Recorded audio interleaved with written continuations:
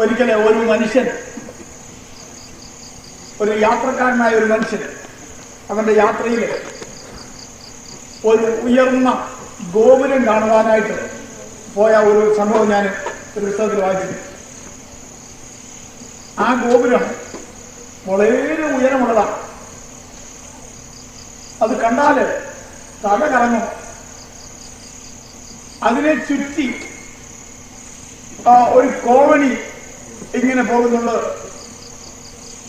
അതിന്റെ മുകളിൽ കൂടി മനുഷ്യർക്ക് ചവിട്ടി കയറത്തക്കവണ്ണമുള്ള ഒരു സംവിധാനമാണ് ചെയ്തിരിക്കുന്നത്. എന്നാൽ താഴെ നിന്ന് നോക്കിയാൽ ഒരു മനുഷ്യൻ ഇതിന്റെ മുകളിൽ ചവിട്ടി കയറുക എന്ന് പറയുന്നത് അത് ബുദ്ധിക്ക് മനസ്സിലാക്കാൻ പ്രയാസമുള്ള ഒരു കാര്യമായിട്ട് തോന്നും. ഈ യാത്രക്കാരൻ ഇതിന്റെ താഴെ ഇങ്ങനെ നിൽക്കുമ്പോൾ അയാളുടെ ഗൈഡ് അയാളെ നയിച്ചുകൊണ്ട് പോകുന്ന ആ മനുഷ്യൻ ഒടുവിൽ ചോദിച്ചു, അല്ല നിങ്ങൾ ഈ ഗോപുരം കണ്ടിട്ടന്നെ മടങ്ങാൻ ഉദ്ദേശിക്കുകയാണോ? ഉടനെ ഇയാൾ ചോദിച്ചു, പിന്നെ ഞാൻ എന്ത് ചെയ്യണം? നിങ്ങൾ ഇതിന്റെ മുകളിൽ കയറുന്നില്ലേ എന്ന് ചോദിച്ചു. ഉടനെ ഈ യാത്രക്കാരൻ ആ ഗൈഡിനോട് ചോദിച്ചു, അയ്യോ ഇതിന്റെ മുകളിൽ കയറാൻ അത് സാധിക്കുമോ? അങ്ങനെ വല്ലവരും കയറുന്നുണ്ടോ എന്ന് ചോദിച്ചപ്പോൾ അതിന്റെ അടുത്തുള്ളതായ ഒരു കെട്ടിടത്തിൽ അവിടെ എഴുതി ഒട്ടിച്ചിരിക്കുന്നതായ ഒരു ചാർട്ട് അല്ലെങ്കിൽ ഒരു ലിസ്റ്റ് ഈ ഗൈഡ് മാർഗദർശി ഈ സഞ്ചാരിയെ കൊണ്ടുപോയി കാണിക്കും. ആ ലിസ്റ്റ് 1, 2, 3, 4 ഇങ്ങനെ അനേകരുടെ പേരുകൾ എഴുതിയിരിക്കുന്ന ഒരു ലിസ്റ്റാണ്. യാത്രക്കാരൻ പിന്നെയും ചോദിക്കുന്നു, എന്താണ് ഈ ലിസ്റ്റ്? എനിക്ക് മനസ്സിലാകുന്നില്ല.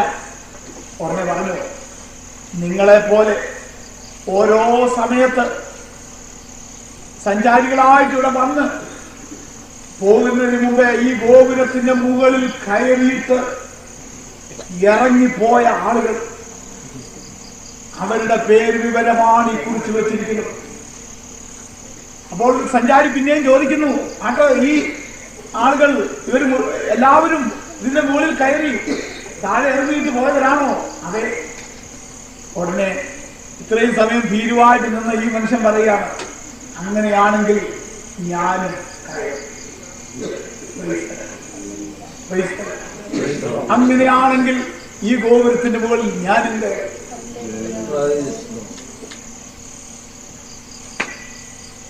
അതെ, നമുക്ക് എബ്രായ ലേഖനം 11-ാം അധ്യായത്തിന്റെ 12-ാം അധ്യായത്തിന്റെ ആദ്യത്തെ 2 വാക്കുകൾ മാത്രം വായിക്കാം. ഈ കുഞ്ഞുങ്ങൾക്കും സൗകര്യമാർക്കും ഒക്കെ താല്പര്യമുള്ളവർക്ക് ഉച്ചത്തിൽ വായിക്കാം. പറയുന്ന മനസ്സിലാക്കി വായിക്കും. ഞാൻ സുബോധമുള്ളവനായിട്ടാണ് സംസാരിക്കുന്നത്. ആദ്യത്തെ 2 വാക്കുകൾ വായിക്കാൻ ഞാൻ പറയാം. ആകയാൽ നാമും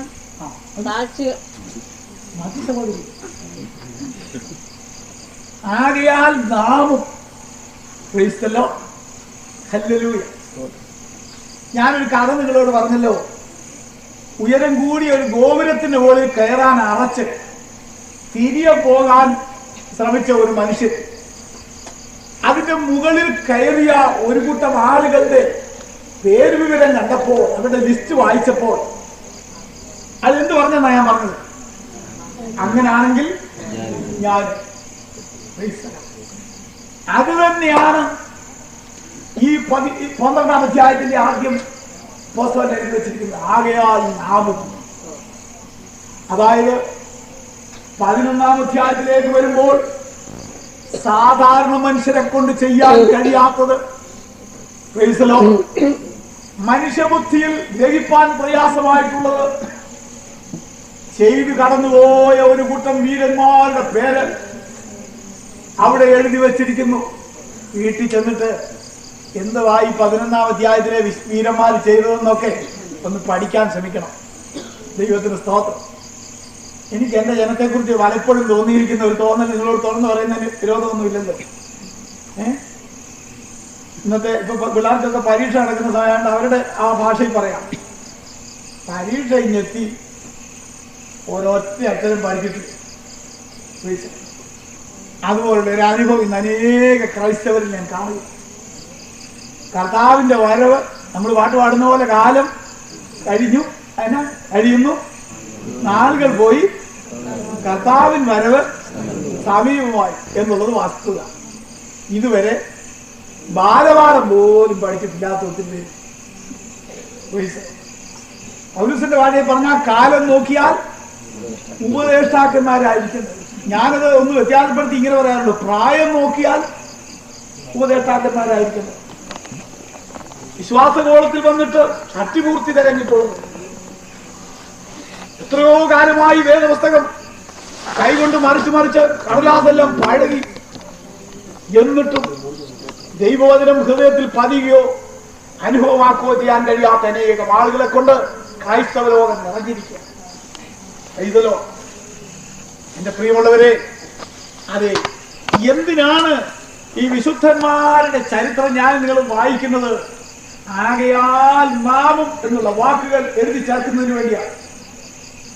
അവരോട് നമ്മളും ചേരുന്നതിന് വേണ്ടിയാണ്. അവരെ പോലെ നാമും ആയിത്തീരുന്നതിന് വേണ്ടിയാണ്. അല്ലാതെ ഇത് കർണരസത്തിനല്ല, ഇവിടെ നയനരസത്തിനല്ല, ഇവിടെ കാണാൻ രസമുള്ളത് ഒന്നുമില്ല. ഒരു സുവിശേഷ യോഗത്തിൽ ഇവിടെ കലാപരിപാടികളൊന്നുമില്ല. ദൈവത്തിന് സ്തോത്രം. ഇവിടെ ജീവിതത്തെ ബാധിക്കുന്ന ചില നഗ്ന യാഥാർത്ഥ്യങ്ങൾ മറമാറ്റി ഞങ്ങൾ സംസാരിക്കുന്നു എന്ന് മാത്രമേ ഉള്ളൂ. ദൈവത്തിന് സ്തോത്രം. ഈ പ്രാരംഭ രാത്രിയിൽ ഞാൻ ഒരു പ്രത്യേക കാര്യം നിങ്ങളോട് അല്പസമയം സംസാരിക്കാനാണ് കർത്താവിന്റെ ഹൃദയത്തിൽ പ്രേരണ തരുന്നത്. ആ വിഷയം എന്താണെന്ന് ഈ വാക്യം ഒന്നുകൂടെ വായിക്കുമ്പോൾ നിങ്ങൾക്ക് ബോധപ്പെടും.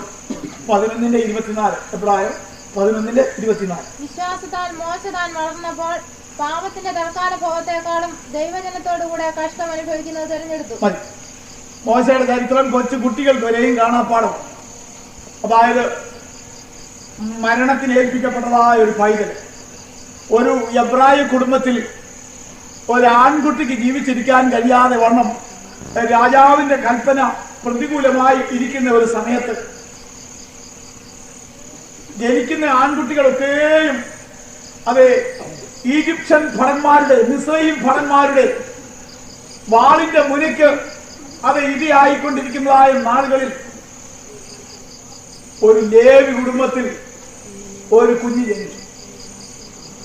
ആ കുഞ്ഞിനെ കുറിച്ച് പുതിയ നിയമത്തിൽ എഴുതിയിരിക്കുന്നത്, അത് സ്തെഫാനോസ് പ്രസംഗത്തിൽ പറഞ്ഞത്, ആ കാലത്ത് മോശ ജനിച്ചു, ശിശു, അതാ ഞാൻ മുമ്പേ പറഞ്ഞു, ആ കാലത്ത് മോശ ജനിച്ചു, ശിശു ദിവ്യ സുന്ദരനായി. ദിവ്യ സുന്ദരനായിരുന്നു, അല്ലെങ്കിൽ ദൈവിക സൗന്ദര്യമുള്ളവനായിരുന്നു. എനിക്ക് ആ വാക്യം വായിക്കുമ്പോൾ തന്നെ രണ്ടു തരത്തിലുള്ള സൗന്ദര്യത്തെ കുറിച്ചുള്ള ഒരു ചിന്താഗതി എന്റെ മനസ്സിൽ വരുന്നു.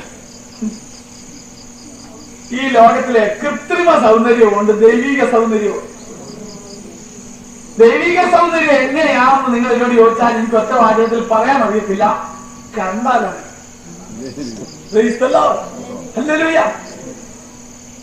ദൈവം തമ്പുരാൻ ഒരു ജീവിതത്തെ കയ്യിലെടുക്കുമ്പോൾ ദൈവ കൃപ ഒരുത്തന്റെ മേൽ ഒരു കലാകാരൻ തന്റെ ബ്രഷ് അത് ചലിപ്പിക്കുമ്പോഴാണല്ലോ ആ സൗന്ദര്യം ആരംഭിക്കുന്നത്. അതുപോലെ ദൈവത്തിന്റെ കൃപ ഒരു ജീവിതത്തിന്മേൽ പ്രവർത്തനം തുടങ്ങുമ്പോൾ ദിവ്യ സൗന്ദര്യം ആരംഭിക്കുന്നു. എന്റെ മുമ്പിൽ ഇരിക്കുന്നവരോട്, എന്നെ കേൾക്കുന്നവരോട് ഞാൻ പറയട്ടെ, നിങ്ങൾ എത്ര ഈ ലോകത്തിന്റെ സൗന്ദര്യ സംവർദ്ധക സാധനങ്ങൾ ഉപയോഗിച്ചാലും അതെല്ലാം കൃത്രിമ സൗന്ദര്യമാണ്. ചിലര് പറയുന്നത് ഞാൻ കേട്ടിട്ടുണ്ട്, ചിലരുടെ സൗന്ദര്യം മുഖം കഴിയുമ്പോൾ പോകും. എന്നാൽ ദൈവിക സൗന്ദര്യം, ദൈവത്തിന് സ്തോത്രം, അത് ആത്മാവിന്റെ സൗന്ദര്യമാണ്. അത് അകത്തിൽ നിന്ന് പുറത്തേക്ക് വരുന്നതാണ്. ഏതായാലും ദൈവം തമ്പുരാൻ ആശ വെച്ചിരിക്കുന്ന ചില ജീവിതങ്ങളുണ്ട്, അവരെ കുരുന്നിലെ അറിയാം. മോശയിൽ അത് അവന്റെ പ്രിയപ്പെട്ടവർ കണ്ട ഒരു വ്യത്യാസം ഇതായിരുന്നാണ് സ്തെഫാനോസ് പറയുന്നത്. ജനനത്തിങ്കൽ തന്നെ ശിശു ദിവ്യ സുന്ദരനായി.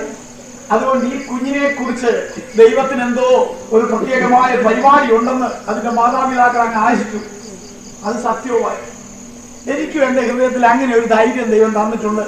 ദൈവം ആശ വെച്ചിരിക്കുന്ന ചില ജീവിതങ്ങൾ അവര് ഒന്നും അങ്ങനെ കുറഞ്ഞ വിലയ്ക്കൊന്നും പിന്മാറി പോകുകയുമില്ല. Praise the Lord. അവരൊന്നും അങ്ങനെ താളടിയായി പോവുകയുമില്ല. അവര് ചെറിയ അപശ്രുതികളൊന്നും കേട്ടാൽ ക്ഷീണിക്കുകയുമില്ല. Praise the Lord. ദൈവം അവരെ കുറിച്ച് ആശിക്കുന്ന കാര്യം അവരുടെ ജീവിതത്തിൽ നിറവേറ്റിയതിന് ശേഷം മാത്രമേ അവർ രംഗത്ത് നിന്ന് പിന്മാറുകയുള്ളൂ. ഞാൻ ഈ വിശ്വാസ കോളത്തിൽ പലരെ ഇങ്ങനെ ശ്രദ്ധിച്ചുകൊണ്ടിരിക്കുകയാണ്. ഞാനും ഒരു വിശ്വാസിയായിട്ട് വന്നതാണ്. അതുകൊണ്ട് ഞാൻ പലരെ ഇങ്ങനെ ശ്രദ്ധിച്ചിട്ട് എനിക്ക് കാണാൻ കഴിയുന്ന ഒരു കാര്യം, ഇന്നലെ വന്നേക്ക് ഇന്ന് പോകുന്ന പോലെ ഒത്തിരി പേര് പിന്മാറി പോകുന്നു. എന്റെ ദൈവമേ, ഇതെന്തൊരു കാര്യമാണെന്ന് ഞാനിങ്ങനെ ചിന്തിക്കുക. എന്റെ നീതിമാൻ വിശ്വാസത്താൽ പിന്മാറുന്നുവെങ്കിലോ എന്റെ ഉള്ളത്തിന് അവനിൽ പ്രസാദമില്ല. അതുകൊണ്ട് നാമോ നാശത്തിലേക്ക് പിന്മാറുന്നവരുടെ അപ്പൊ പിന്മാറ്റം എങ്ങോട്ടാണ്? ഏത് പിന്മാറ്റവും നാശത്തിലേക്കാണ്. നാമോ നാശത്തിലേക്ക് പിന്മാറുന്നവരുടെ കൂട്ടത്തിലല്ല, പിന്നെ വിശ്വസിച്ച് ജീവരക്ഷ പ്രാപിക്കുന്നവരുടെ കൂട്ടത്തിലാണ്. അത് സത്യമായിരിക്കട്ടെ കർത്താവിന് സ്തോത്രം. ഈ മോശ 3 മാസത്തോളം അവന്റെ മാതാപിതാക്കന്മാർ ഫറവോന്റെ കോപം ഭയപ്പെടാതെ അവനെ ഒളിച്ചു വളർത്തിയെന്നാണ് നമ്മൾ വായിക്കുന്നത്. എന്നാൽ മനുഷ്യന്റെ പരിശ്രമങ്ങൾക്കെല്ലാം ഒരു അവസാനം ഉണ്ടെന്ന് ഈ മോശയുടെ ചരിത്രം മനസ്സിലാക്കുന്നത്. നമുക്കൊരു അല്പസമയം ദൈവത്തിന്റെ വചനം ശാന്തമായിട്ടൊന്ന് ചിന്തിക്കാം. ഞാനൊരു വലിയ ഒരു ആനടക്ക പ്രസംഗം ഒന്നും പറയാൻ എനിക്ക് ദൈവം നടത്തിട്ട് തരുന്നുണ്ട്. ദൈവത്തിന് ഒരു അല്പസമയം നമുക്ക് ശാന്തമായിട്ടൊന്ന് ചിന്തിക്കാം. മനുഷ്യന്റെ എല്ലാ കരുതലുകൾക്കും അവന്റെ എല്ലാ സംരക്ഷണയ്ക്കും ഒരു പരിധിയുണ്ട്. താങ്കളുടെ വീട്ടിൽ ജനിച്ച ഈ കുഞ്ഞിനെ ഫറവോന്റെ സൈന്യം പടയാളികൾ തൊടാതിരിക്കാൻ വളരെ കരുതലോടുകൂടി 3 മാസം ഈ കുടുംബത്തിലുള്ളവർ കാത്തു സൂക്ഷിച്ചു, അതിനെ വളർത്തി. എന്റെ പ്രിയ അമ്മമാരെ, സഹോദരിമാരെ, പ്രിയപ്പെട്ടവരെ, നിങ്ങൾ ഒരു നിമിഷം ഒന്ന് ചിന്തിക്കൂ. 3 മാസം വരെ മാത്രമേ ഈ കുഞ്ഞിനെ പുലർത്തുവാൻ ഈ കുടുംബത്തിന് കഴിഞ്ഞുള്ളൂ. അത് കഴിഞ്ഞപ്പോൾ ഈ കുഞ്ഞിന്റെ, എന്റെ മകളെ പറഞ്ഞാൽ ഈ കൊച്ചിന്റെ കരച്ചിലിന്റെ വോളിയൊക്കെ വർദ്ധിച്ചു. ആ കുഞ്ഞിന്റെ കരച്ചിൽ ദൂരോട്ട് കേൾക്കാൻ തുടങ്ങി. ആ പ്രായത്തിലുള്ള ഒരു കുഞ്ഞിനെ ഒളിച്ചു വെക്കുക അസാധ്യമായി തീർന്നു. ഇതന്നെ ഒരു കാര്യം മനസ്സിലാക്കുന്നുണ്ട്. നമ്മുടെ കുഞ്ഞുങ്ങൾക്ക് വേണ്ടി, നമ്മുടെ പ്രിയപ്പെട്ടവർക്ക് വേണ്ടി, അവരുടെ നന്മയ്ക്ക് വേണ്ടി നമ്മൾ എത്ര പരിശ്രമിച്ചാലും നമുക്ക് ചെയ്യാൻ കഴിയുന്നതിനൊരു പരിധിയുണ്ട്.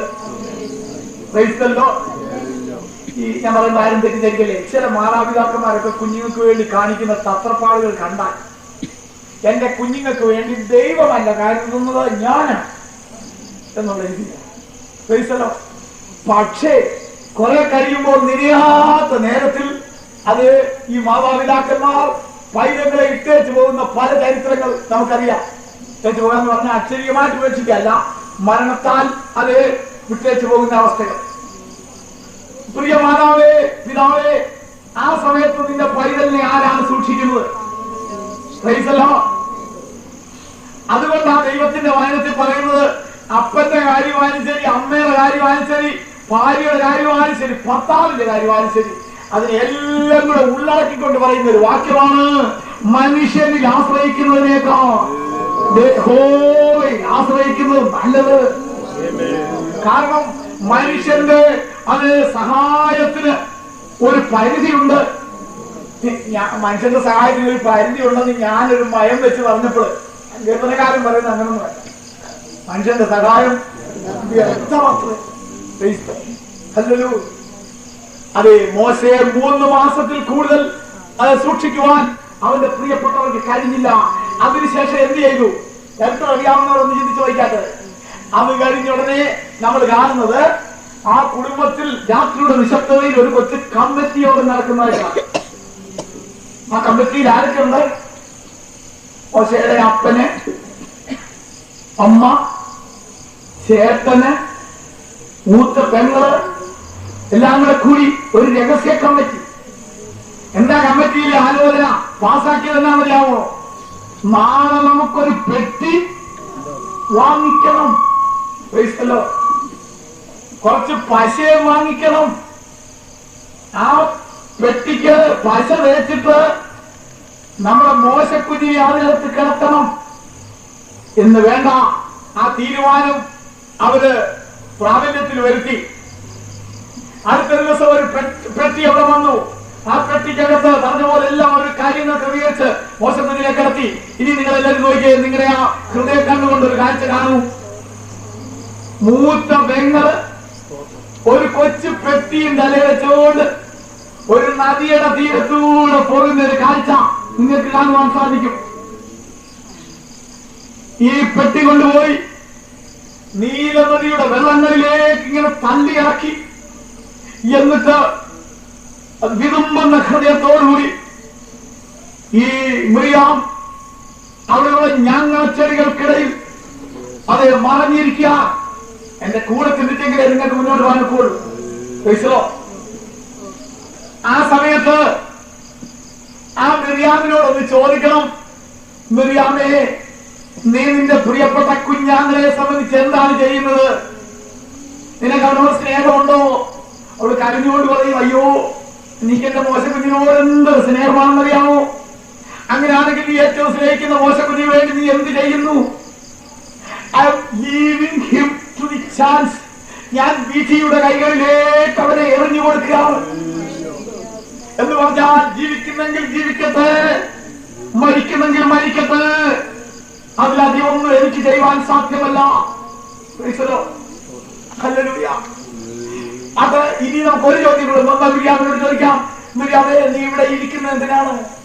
എന്താ നിന്റെ ഉദ്ദേശം? ഈ കുഞ്ഞിനെ രക്ഷിക്കാനോ? അല്ല, ഈ കുഞ്ഞിന് എന്ത് ഭാവിക്കുമെന്ന് കാണുവാനാണ് ഞാൻ ഇവിടെ ഇരിക്കുന്നത്. അത് വേദപുസ്തകത്തിലെ ഭാഷ തന്നെ ഞാൻ എടുത്തു പറയുക. ഈ കുഞ്ഞിന് എന്ത് ഭാവിക്കുമെന്ന് കാണുവാൻ അവളവിടെ ഇരുന്നു. എന്തിനാ ഞാൻ ഈ ഭാഗം ഇവിടെ ഒന്ന് റിപ്പീറ്റ് ചെയ്തതെന്ന് നിങ്ങൾ ചോദിച്ചേക്കും. ഞാൻ പറയാം. ഈ മോശക്കുഞ്ഞിനോട് ആ കുടുംബാംഗങ്ങൾ ചെയ്തത്, അല്ലെങ്കിൽ അവന്റെ പ്രിയ സഹോദരിയായ മിറിയാം ചെയ്തത്, അക്ഷരാർത്ഥത്തിൽ എന്നെയും നിങ്ങളെയും സംബന്ധിച്ച് ഈ ലോകം ചെയ്തുകൊണ്ടിരിക്കുക. എന്താ?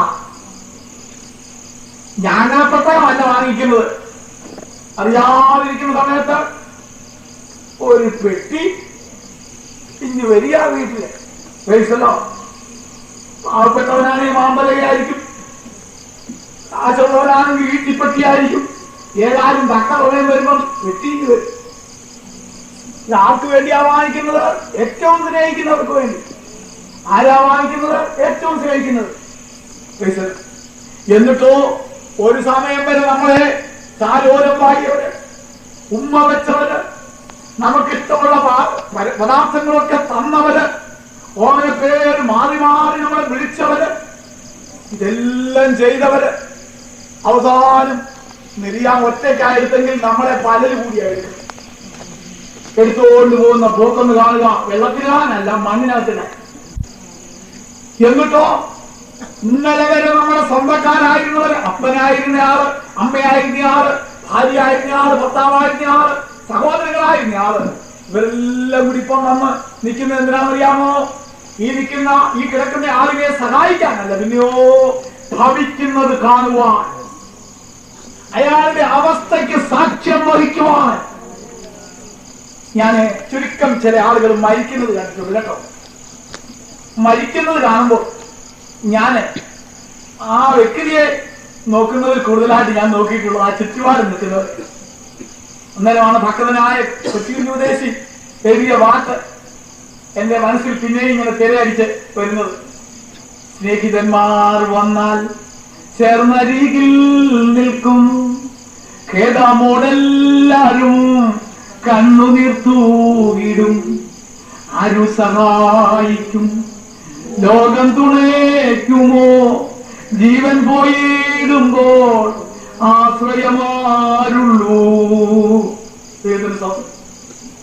ഇത് ക്രിസ്ത്യാനികളുടെ മാത്രം നടക്കുന്ന കാര്യമല്ല, മനുഷ്യരുടെ നടക്കുന്ന. ആര് മരിച്ചാലും സ്വന്തക്കാരെന്ന് പറയുന്നവരെല്ലാം സാക്ഷികളായി വെറുതെ മാറി നിൽക്കും. കുറെ കഴിയുമ്പോൾ ഈ കടന്നുപോയ വ്യക്തിക്ക് വേണ്ടി ചില അന്ത്യോപചാരങ്ങൾ അർപ്പിച്ചിട്ട് കുറെ തുട്ടുകൾ മുടക്കിയിട്ട്, അതെ, എന്റെ ഭാഷയിൽ പറഞ്ഞാൽ ഞാനും കുറെയൊക്കെ കണ്ടിട്ടുള്ളതാണ്, കയ്യിലെ പൊടിയും തട്ടി എല്ലാവരും വീട്ടിലേക്ക് പോകുന്ന കാഴ്ച കാണാൻ സാധിക്കും. ദൈവത്തിന് സ്തോത്രം. ഇതൊക്കെ കണ്ടാലും ബുദ്ധി പഠിക്കാത്ത ആളുകൾ. എന്നാൽ ഞാൻ ദൈവത്തെ സ്തുതിക്കുന്നു.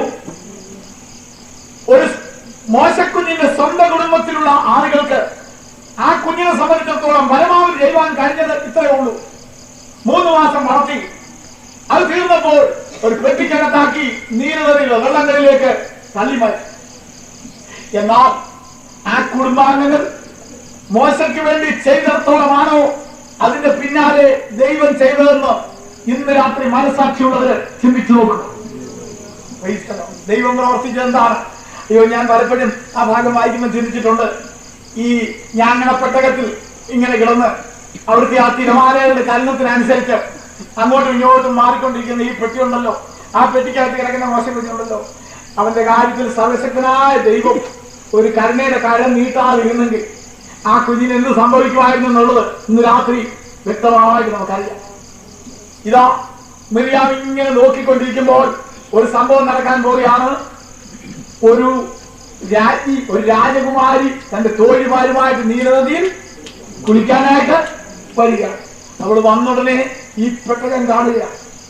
അത് ഇങ്ങോട്ട് അടുപ്പിക്കാനായിട്ട് തന്റെ തോഴിമാരോട് പറഞ്ഞു.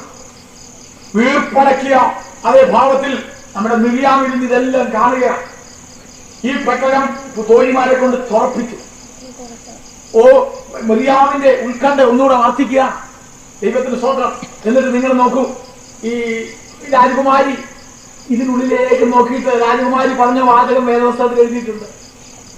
ഇത് എബ്രായരുടെ പൈതങ്ങളിൽ ഒന്ന്,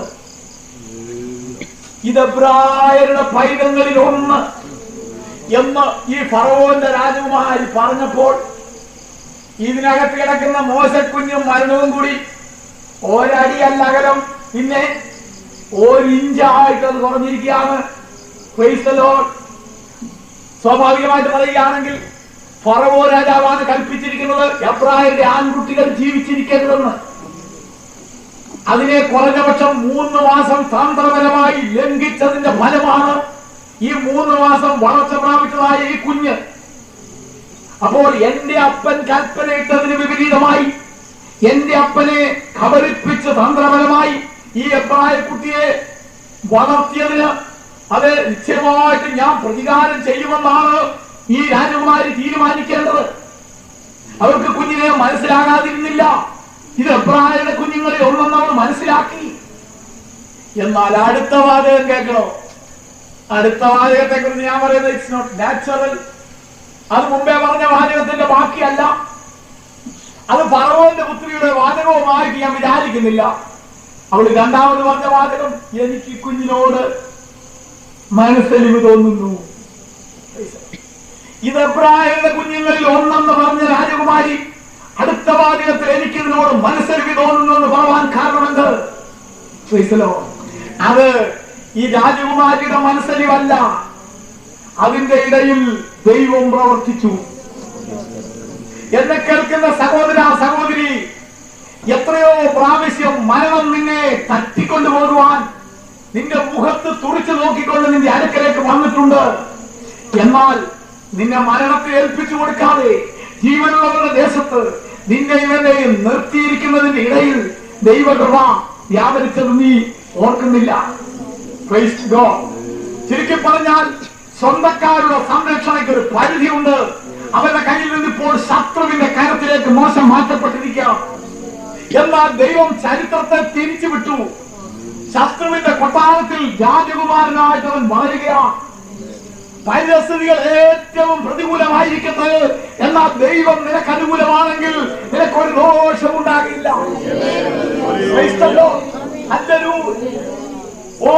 സിംഹക്കുഴി എന്ന് പറയുന്നത് ഒരു മനുഷ്യനെ സംബന്ധിച്ചിടത്തോളം ഒരു രാത്രി 8-10 മണിക്കൂറുകൾ എന്നല്ല, ഒരു 5 മിനിറ്റ് പോലും കഴിഞ്ഞുകൂടാൻ കൊള്ളാവുന്ന ഒരു സ്ഥലമല്ല ഒരു സിംഹക്കുഴി. എന്ന് ദാനിയേലിനോട് ചോദിച്ചു നോക്കൂ, ദൈവം അനുകൂലമാണെങ്കിൽ സിംഹക്കുഴി എങ്ങനെ? എനിക്ക് ദൈവം കൂടെ ഉണ്ടെങ്കിൽ സിംഹക്കുഴി എനിക്ക് അത് വളരെ നല്ല ഒരു വാസസ്ഥലമാണ്. ഹല്ലേലൂയ. ചൂടേറിയ ഒരു തീച്ചൂട ചില നിമിഷങ്ങൾ പോലും കഴിച്ചു കൂട്ടുവാൻ പറ്റിയതല്ല. ഒരു മനുഷ്യന്. എന്നാൽ സന്ധ്യക്ക് മേശയ്ക്ക് അവനോട് ചോദിക്കൂ, നാലാമൻ മനുഷ്യപുത്രനോട് സദസ്യനായവൻ കൂട്ടിൽ വന്നാൽ ഒരു തീച്ചുവ എങ്ങനെ? എനിക്കത് വളരെ സന്തോഷമുള്ള ഒരു സ്ഥലമാണ്. ഈ ലോകം ഒരു മനുഷ്യന് പ്രതികൂലമാണെങ്കിലും ദൈവം അവന് അനുകൂലമാണെങ്കിൽ സാഹചര്യങ്ങളുടെ യാതൊരു കറുത്ത കരവും അവനെ തൊടുകയില്ലെന്ന് ഭക്തന്മാരുടെ ജീവിതം ഉദാഹരിക്കുന്നു. ഞാൻ നിങ്ങളുടെ അനുഭവത്താൽ അറിയുന്നു.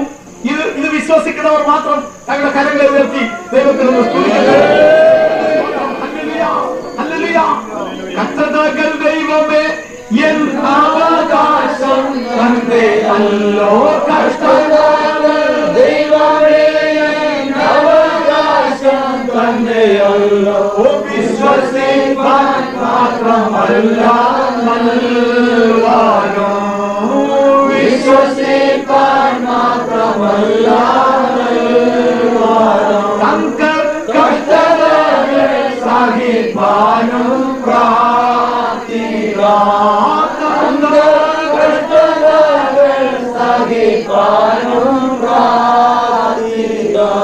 ഒരു മനുഷ്യന് അനുകൂലമാണെങ്കിൽ അവന്റെ ജീവിതത്തിന്റെ ഗതി അത് എങ്ങനെ നിയന്ത്രിക്കപ്പെടുന്നു എന്നാണ് മോശയുടെ ചരിത്രത്തിൽ നിന്ന് അത് ഞാൻ നിങ്ങളോട് പറഞ്ഞുകൊണ്ടിരിക്കുന്നത്. കർത്താവിനെ മഹത്വം ഉണ്ടാകും. അത് താന് ഇപ്പോൾ ഫറവോന്റെ കൊട്ടാരത്തിൽ വളരുകയാണ്. സാഹചര്യങ്ങൾ ഇതുവരെയും മോശയ്ക്ക് പ്രതികൂലമായിരുന്നെങ്കിൽ നിങ്ങൾ ചിന്തിക്കാം, അവന്റെ ജനനം മുതൽ രാജകൽപ്പന അവന് പ്രതികൂലമായിരുന്നെങ്കിൽ, മിസ്രൈമിലെ നീതി അവന് പ്രതികൂലമായിരുന്നെങ്കിൽ, ഇപ്പോൾ രാജകൊട്ടാരം എന്ന് മാത്രമല്ല, ഫറവോന്റെ കൽപ്പനയല്ല, ഫറവോനും അവന്റെ പുത്രിയും മിസ്രൈം മുഴുവൻ ഇപ്പൊ മോശയ്ക്ക് അനുകൂലമാണ്. ഇവിടെ ബുദ്ധിയുള്ള ആളുകൾ ഒരു പാഠം പഠിച്ചോണം. ഈ സാത്താന്റെ കയ്യില് നെഗറ്റീവും പോസിറ്റീവും എന്ന് പറഞ്ഞ് രണ്ടായുധങ്ങളുണ്ടെന്ന് ഞാൻ ചിലപ്പോ പറയാം. നെഗറ്റീവ് എന്ന് പറയുന്നത് കഷ്ടത, പ്രയാസം, ദാരിദ്ര്യം, മറ്റുള്ളവരുടെ പരിഹാസം. ചിലരൊക്കെ സാക്ഷി പറയാൻ എഴുന്നേറ്റിരിക്കുമ്പോൾ പറയുന്നത് നിങ്ങൾ കേട്ടില്ലേ? നെഗറ്റീവ് സാക്ഷ്യങ്ങളാണ് ഇപ്പൊ കൂടുതൽ കേൾക്കുന്നു. ഓ, ഞങ്ങൾ താവിന്റെ ഭാഗത്ത് വന്നതിന് ശേഷം അതിൽ പടിയെ പോകുമ്പോഴെല്ലാം ചില മോരുടനക്കുന്ന, ചിലനെ കളിയാക്കി തുപ്പു, ചിലര് ചിരിക്കുന്നത്, ചിലര് അതേ ഒരു പക്വത പോകുന്നെന്ന് പറയും. ഇങ്ങനെയൊക്കെയുള്ള സാക്ഷ്യങ്ങളാണ് ചിലർ. എന്നാൽ ഇത് മാത്രമാണ് സാത്താന്റെ കയ്യിലിരിക്കുന്ന ചരക്കെന്നൊന്നും നിങ്ങൾ ആരും തെറ്റിദ്ധരിക്കല്ലേ. സാത്താന്റെ കയ്യിൽ പോസിറ്റീവായ ചില ഉപദ്രവങ്ങളും. ആ രണ്ടാമത്തെ ഉപദ്രവത്തിലാണ് ഇപ്പൊ മോശ വന്നിരിക്കുന്നത്. എന്താണ്? സകലവും അനുകൂലം. ഈ ചിലർ പറയുന്നത് നിങ്ങൾ കേട്ടിട്ടില്ലേ? എനിക്കത് കേൾക്കുമ്പോൾ പേടിയാ. ചിലർ പറയും ഈ സാക്ഷി വരുന്നത് കൊടുത്ത് ഞാൻ കർത്താവിന്റെ ഭാഗത്ത് വന്നതിന് ശേഷം ഇപ്പൊ ഒരു പ്രശ്നവും ഒരു പ്രശ്നവും ഇന്നലെ പേടിച്ചോളം ദൈവനെ കൈവിട്ടു. പ്രശ്നം നിനക്കില്ലെങ്കിൽ ദൈവം നിന്നെ എണ്ണിയിട്ടില്ലെന്നാണ് അതിന്റെ അർത്ഥം. നിന്നെ ദൈവം പരിഗണിച്ചിട്ടേ ഇല്ലെന്നാണ്. അതേസമയം കർത്തവ ഇപ്പോഴും പലപ്പോഴും ഒക്കെ നിനക്ക് വരുന്നുണ്ടെങ്കിൽ ദൈവം നിന്നെ ഓർക്കുന്നുണ്ടെന്നാണ്. ഈ നെഗറ്റീവും പോസിറ്റീവും ഒരു മനുഷ്യനെ തകർക്കാനായിട്ട് സാത്താൻ ഉപയോഗിക്കുമെന്നുള്ളതിന് ഞാൻ വേറെ തെളിവുകളൊക്കെ കണ്ടുവച്ചിട്ടുണ്ട്. റോമാലേഖനം 8-ാം അധ്യായത്തിന്റെ 38-ാമത്തെ വാക്യം വായിച്ച കാര്യം.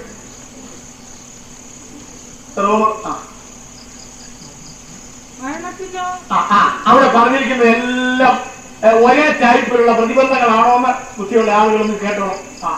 മരണത്തിനോ കണ്ടോ നെഗറ്റീവും പോസിറ്റീവും വന്നു. മരണത്തിനോ ജീവനോ ദൂതന്മാർക്കോ വാഴ്ചകൾക്കോ അധികാരങ്ങൾക്കോ ഇപ്പോഴുള്ളതിനോ വരുവാനുള്ളതിനോ എല്ലാം നെഗറ്റീവ്സ് ആണ്. കണ്ടോ, രണ്ടു തരത്തിലുള്ളത് പറഞ്ഞു കേട്ടല്ലേ? ഉയരത്തിനോ ആഴത്തിനോ യാതൊരു സൃഷ്ടിക്കോ. നീ വായിച്ചാൽ അടുത്തത്.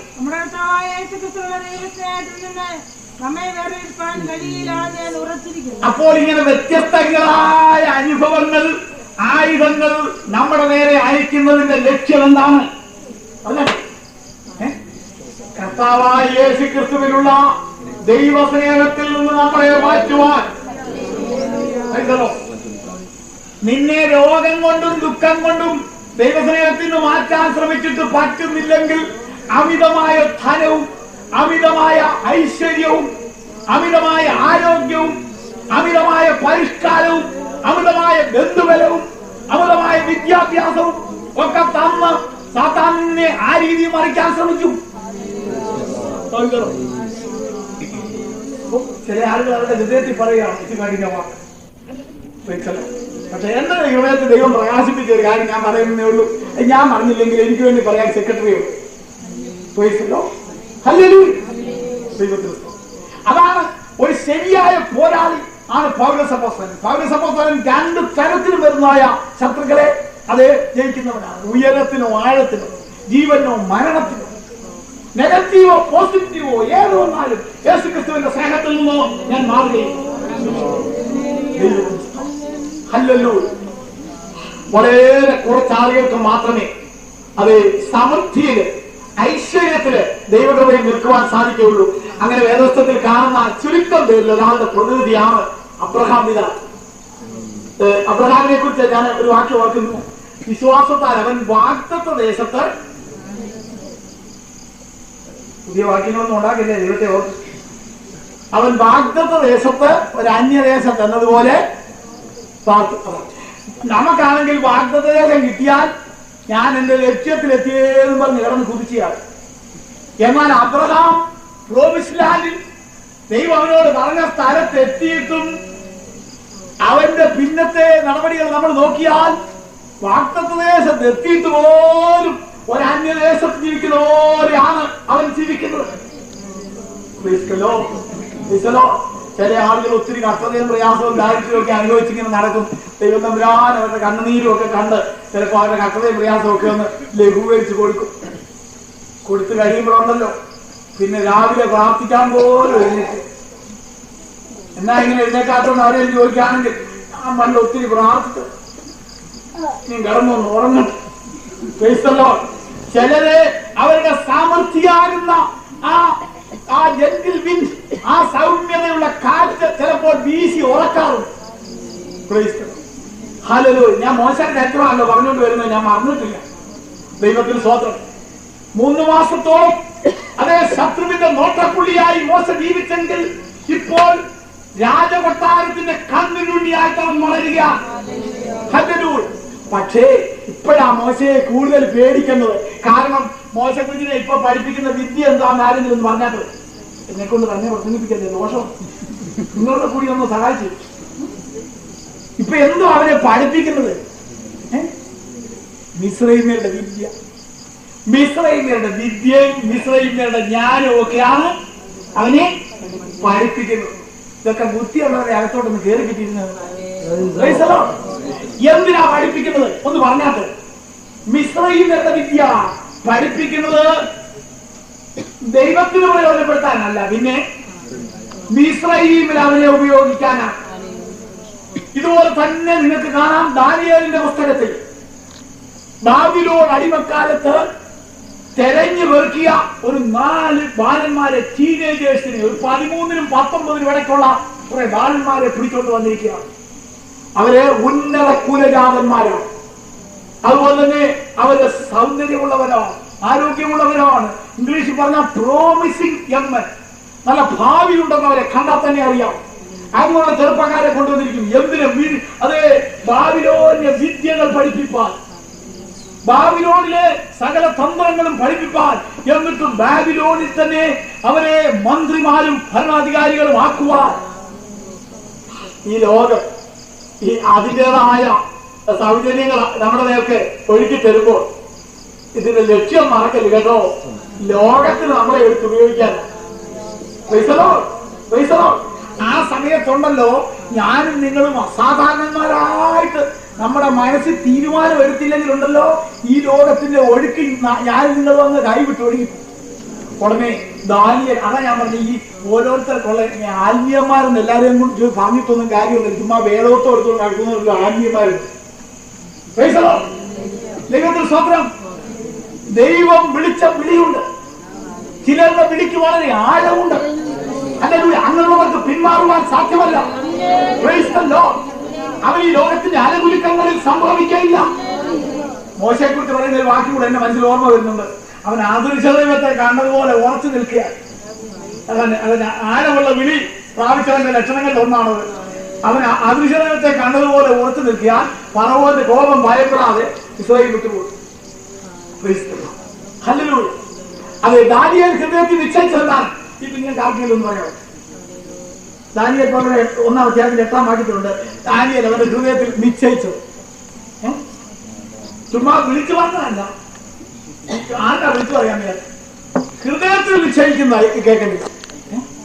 രാജാവിന്റെ ഭോജനം കൊണ്ടും അവൻ കുടിക്കുന്ന നീര് കൊണ്ടും തന്നെത്താൻ അശുദ്ധനാക്കുകയില്ല എന്ന് ദാനിയേൽ ഹൃദയത്തിൽ നിശ്ചയിച്ചു.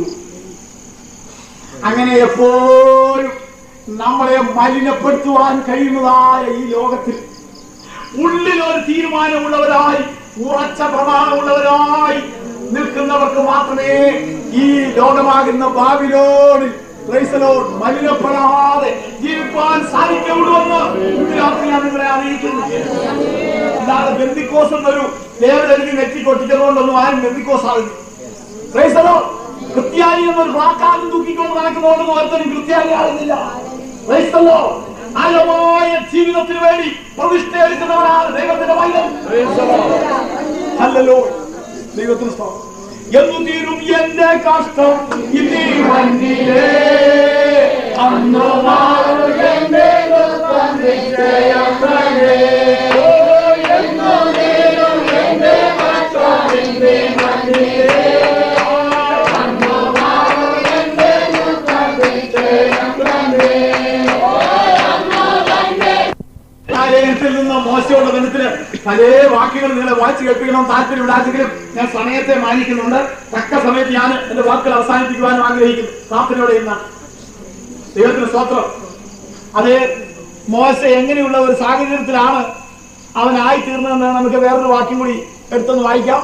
ബൈബിളിൽ ആവശ്യമുള്ളവര് ഒന്ന് നോക്കുക. ദൈവത്തിന് സ്തോത്രം ഉണ്ടാകട്ടെ. അപ്പോസ്തല പ്രവൃത്തികൾ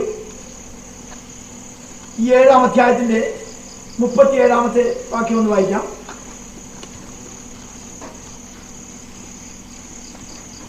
നിങ്ങളുടെ സഹോദരന്മാരിൽ നിന്ന് എന്നെ പോലെ ഒരു പ്രവാചകനെ നിങ്ങൾക്ക് എഴുന്നേൽപ്പിച്ചു തരുമെന്ന് ഇസ്രായേൽ മക്കളോട് പറഞ്ഞ മോശെ അവൻ തന്നെ. ഞാൻ ഇന്ന് രാത്രി ഒരു പ്രത്യേക കാര്യം നിങ്ങളോട് എന്റെ ഹൃദയത്തെ കർത്താവ് പ്രേരിപ്പിക്കാം. ഈ മോശയെ ദൈവം അത്ഭുതകരമായിട്ട് നടത്തി എന്ന് മാത്രമല്ല പടിപടിയായി നടത്തുന്ന ഒരു വിധം നിങ്ങൾക്ക് ഇന്ന് രാത്രി കാണാം. ഞാൻ ഇപ്പൊ പറഞ്ഞ നിങ്ങൾ മറക്കല്ലേ, അവൻ മിസ്രയീമിലായിരിക്കുമ്പോൾ ഫറവോനും അവിടുത്തെ ജനത്തിനും മോശയെ കുറിച്ച് ഒരു കണക്കുകൂട്ടലുണ്ട്. ഇപ്പൊ ഞങ്ങളുടെ വിദ്യ പഠിച്ച് ഞങ്ങളുടെ ഇടയിൽ പ്രയോജനപ്പെടണം. എന്നാൽ ദൈവത്തിന് മോശയെ കുറിച്ച് ഒരു കണക്കുണ്ട്. അത് മറ്റൊന്നുമല്ല, മോശേ അവിടെ യാതന സഹിക്കുന്ന എന്റെ ജനത്തിന്റെ കർത്താവ് ഞാൻ കണ്ടിരിക്കുന്നു. അവരുടെ നടുവിൽ എനിക്ക് വേണ്ടി പ്രവർത്തിപ്പാൻ നിന്നെ കുറിച്ച് ഞാൻ ആഗ്രഹിക്കുന്നു. ഞാൻ ഇന്ന് രാത്രി നിങ്ങളോട് ചോദിക്കട്ടെ, ലോകത്തിന് നിങ്ങളെ കുറിച്ചുള്ള കണക്കുകൂട്ടലാണോ നിങ്ങൾ മാനിക്കുന്നത്? അല്ല, ദൈവത്തിന് നിങ്ങളെ കുറിച്ചുള്ള പ്രതീക്ഷയാണ്. ഹല്ലേലൂയ. ഇതിലേതിനെയാണ് നിങ്ങൾ മാനിക്കുന്നത് അല്ലെ ഞാൻ മാനിക്കുന്നത് എന്നുള്ള ആ കണക്കനുസരിച്ചിരിക്കും നമ്മുടെ ആത്മീയം. ദൈവത്തിന് കർത്താവിന് സ്തോത്രം ഉണ്ടാകും. മോശയെ സംബന്ധിച്ച് നമ്മൾ വായിച്ച വാക്യം ഒന്നുകൂടെ പുറംതിരിഞ്ഞ് നമ്മൾ വായിക്കുകയാണെങ്കിൽ 24-ാം വാക്യം വീണ്ടും ഒന്നുകൂടെ വായിച്ചാണ്. എത്ര വായിച്ചാലും പുതിയ പുതിയ ആ വ്യാഖ്യാനങ്ങൾ അതിൽ നിന്ന് നമുക്ക് മനസ്സിലാകുന്നു. മോശ താൻ വളർന്നപ്പോൾ പാവത്തിന്റെ തൽക്കാല ഭോഗത്തെക്കാളും ദൈവജനത്തോടുകൂടെ കഷ്ടം അനുഭവിക്കുന്നത് തെരഞ്ഞെടുത്തു. മോശ ഒരു ചെറുപ്പക്കാരനായിട്ട് ഇങ്ങനെ വളർന്നു വരുമ്പോൾ പാപത്തിന്റെ തൽക്കാല ഭോഗത്തെക്കാളും എന്നൊരു പ്രയോഗത്തോടെ കണ്ടല്ലോ. അപ്പോൾ താൻ വളർന്നു വന്നതായ സാഹചര്യം എങ്ങനെയുള്ളത്? പാപത്തിന്റെ താൽക്കാലിക ഭോഗങ്ങൾ വിളംബരം ചെയ്യുന്നതും വിതരണം ചെയ്യുന്നതുമായ ഒരു ദൂഷിച്ച വ്യവസ്ഥിതിയായിരുന്നു തനിക്ക് ചുറ്റുപാടും ഉണ്ടായിരുന്നത്. ഈ സഭാപ്രസംഗയുടെ പുസ്തകം വായിച്ചിട്ടില്ലാത്ത ആളുകൾ ചുരുക്കം വായിക്കുമല്ലോ. വലിയ വലിയ ചിന്തകന്മാർ പോലും ആ പുസ്തകം വായിക്കാറുണ്ട്. കാരണം ഞാൻ ചോദിച്ചാൽ അതിനകത്ത് ഫിലോസോഫിക്കൽ തോട്ട്സ്, വലിയ ജ്ഞാനികളായിട്ടുള്ള ആളുകളുടെ ചിന്തകളെല്ലാം അതിനകത്ത് ശലോമോൻ ഇങ്ങനെ അത് കൈകാര്യം ചെയ്യുന്നുണ്ട്. ഒരു മനുഷ്യന്റെ ചിന്താഗതി അനുസരിച്ച് മനുഷ്യന്റെ ജീവിതം എന്താണ്, അതിന്റെ അർത്ഥം എന്താണ്, ഈ ലോകത്തുള്ള മനുഷ്യന്റെ പരിശ്രമങ്ങളുടെ അന്തം എന്താണ്, ഈ ആകാശത്തിന് കീഴിൽ അല്ലെങ്കിൽ സൂര്യന് കീഴിൽ കാണുന്നതായ ഈ കാര്യങ്ങളുടെ എല്ലാം സമാപനം എന്താണ്, ഇതെല്ലാം ചിന്തിക്കുന്ന ഒരു പുസ്തകമാണ് അതേ സഭാപ്രസംഗി എന്ന് പറയുന്ന പുസ്തകം. അതിനകത്ത് ശലോമോൻ അങ്ങോട്ട് ചിന്തിച്ചിട്ട് അവസാനം അല്ല തീരുമാനത്തിൽ എത്തുന്നുണ്ടോ എന്ന് ചോദിച്ചാൽ ഒരു തീരുമാനത്തിൽ എത്തുന്നില്ല. അവൻ ആകപ്പാടെ പറഞ്ഞത് എന്താന്ന് ചോദിച്ചാൽ, സൂര്യന് കീഴിൽ ഞാൻ കാണുന്ന സകല പ്രയത്നങ്ങളും കൂടി ആകപ്പാടെ നോക്കിയിട്ട് എനിക്ക് പറയാനുള്ളത് ഇതൊക്കെ വെറും മായ തന്നെ. തിന്നതും കുടിച്ചതും ഒക്കെ വെറും മായ. ഞാൻ ചിലവും പറഞ്ഞത് ശരിയാണെന്നറിയാൻ ഞാനും ചിലപ്പോൾ ഒന്ന് ചിന്തിച്ച് നോക്കിയിട്ടുണ്ട്. വളരെ ശരിയാണ്. അതായത് അത് നിങ്ങളെക്കൊണ്ട് തന്നെ ഞാനൊന്ന് മനസ്സിലാക്കാം. നിങ്ങൾക്ക് ആർക്കെങ്കിലും നല്ലപോലെ വിശക്കുന്ന ഒരു സമയം വരും എന്ന് വിചാരിച്ചു. അന്നേരം നിങ്ങൾ പുറകോട്ട് തിരിഞ്ഞൊന്ന് ചിന്തിക്കണം, ഓ ഇപ്പോഴത്തെ വിശപ്പൊന്നും അത്ര കാര്യമില്ല, ഞാൻ ഒത്തിരി തിന്നതും കുടിച്ചപ്പോൾ എന്നാരും വിചാരിക്കുന്നത്. ഇതിനു മുമ്പ് നിങ്ങൾ എത്ര പ്രാവശ്യം ഭക്ഷണം കഴിച്ചിട്ടുണ്ടെങ്കിലും ഇപ്പോഴത്തെ വിശപ്പിന് അത് മറുപടിയല്ല. അത് ആ മായയിൽ മതി. നിങ്ങൾക്ക് ആർക്കെങ്കിലും രോഗം വരുന്നതിരിക്കും, തീരെ കട്ടിലെ നെല്ലേക്കാൻ വയ്യാതെ വരുമ്പോ ചിന്തിച്ചോണം, ഞാൻ നല്ല ആരോഗ്യമായിട്ട് കൊണ്ട് നടന്നത്, അതുകൊണ്ട് ഇപ്പോഴത്തെ രോഗം സാരമില്ല എന്ന് വിചാരിക്കാൻ ഒക്കുകയില്ല. എന്റെ ഇപ്പോഴത്തെ അവസ്ഥയാണ് പ്രശ്നം. പണ്ട് ഞാൻ ഒത്തിരി കഴിച്ചതോ നല്ല ഉടുപ്പിട്ടതോ ആരോഗ്യത്തോടെ നടന്നതോ ഇതൊന്നും വിഷയമല്ല. അതെല്ലാം പോയിപ്പോയ കാര്യങ്ങളാണ്. പാലത്തിന്റെ കീഴിൽ കൂടി ഒഴുകി മറിഞ്ഞ വെള്ളങ്ങളാണ്. ഞാൻ എവിടെയോ വായിച്ചിട്ടുണ്ട്, ഈ ഇംഗ്ലണ്ടില് പ്രഭുക്കന്മാരെയും പടനായകന്മാരെയും ഒക്കെ അടക്കമായ ഒരു പ്രത്യേക സെമിറ്ററി ചർച്ച ഉണ്ട്. അതിന്റെ പേര് വെസ്റ്റ് മിനിസ്റ്റർ എന്നാണ് പള്ളിയുടെ പേര്.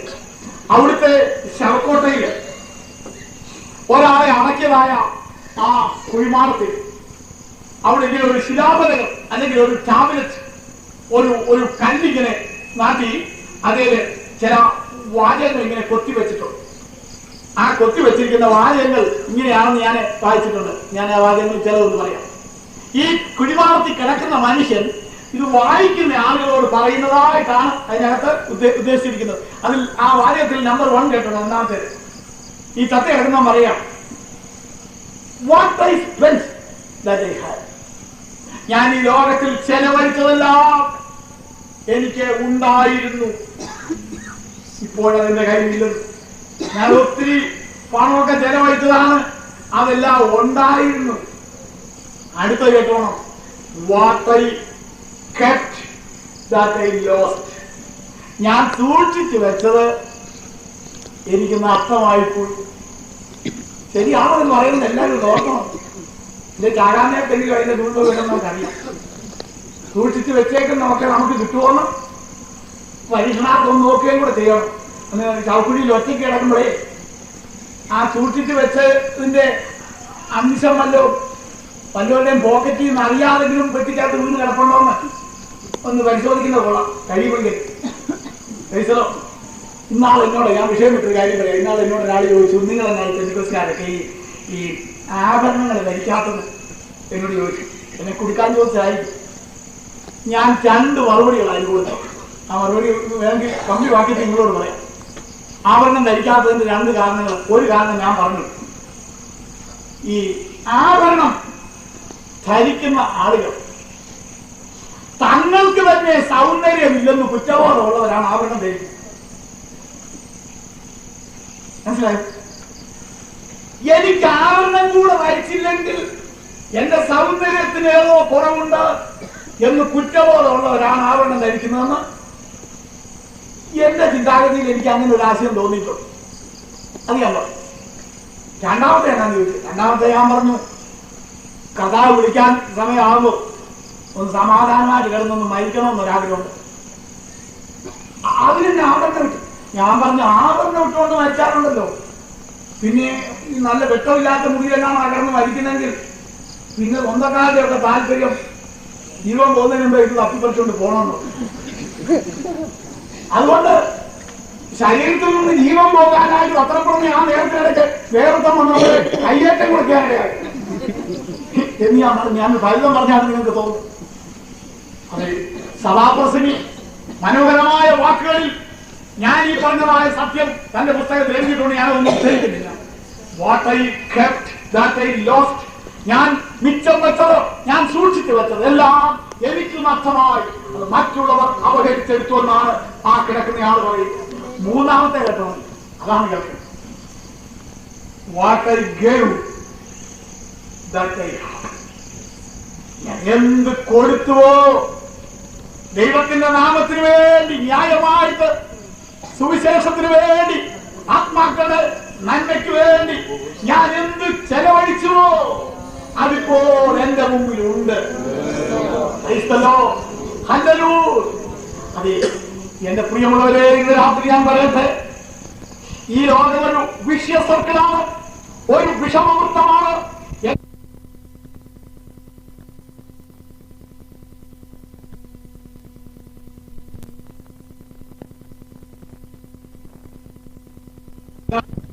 അവനെ ഉപദ്രവിക്കാൻ സാധിക്കും. അത് അരിച്ചാൽ അവന്റെ അതിലോട്ട് വെല്ലുവിളിച്ചാലും അവനെ കൊല്ലാൻ പാടില്ല.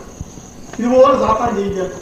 നിനക്ക് പോർത്തി കൊണ്ട് നിന്നെ നശിപ്പിക്കാൻ സാധിക്കുന്നില്ലെങ്കിൽ അത് ആ പ്ലൻജി കൊണ്ട്, സമൃദ്ധി കൊണ്ട്, കണക്കിലധികമായിട്ടുള്ള ധനധാന്യങ്ങൾ, വകകൾ നിന്റെ തലയിൽ തള്ളിയിട്ടുണ്ടെങ്കിൽ അതിന്റെ ഉള്ളിൽ ശ്വാസം മുട്ടിട്ട് കൊല്ലുവാൻ സാത്താൻ ശ്രമിക്കും. മിസ്രയീമിലെ നിക്ഷേപങ്ങളെ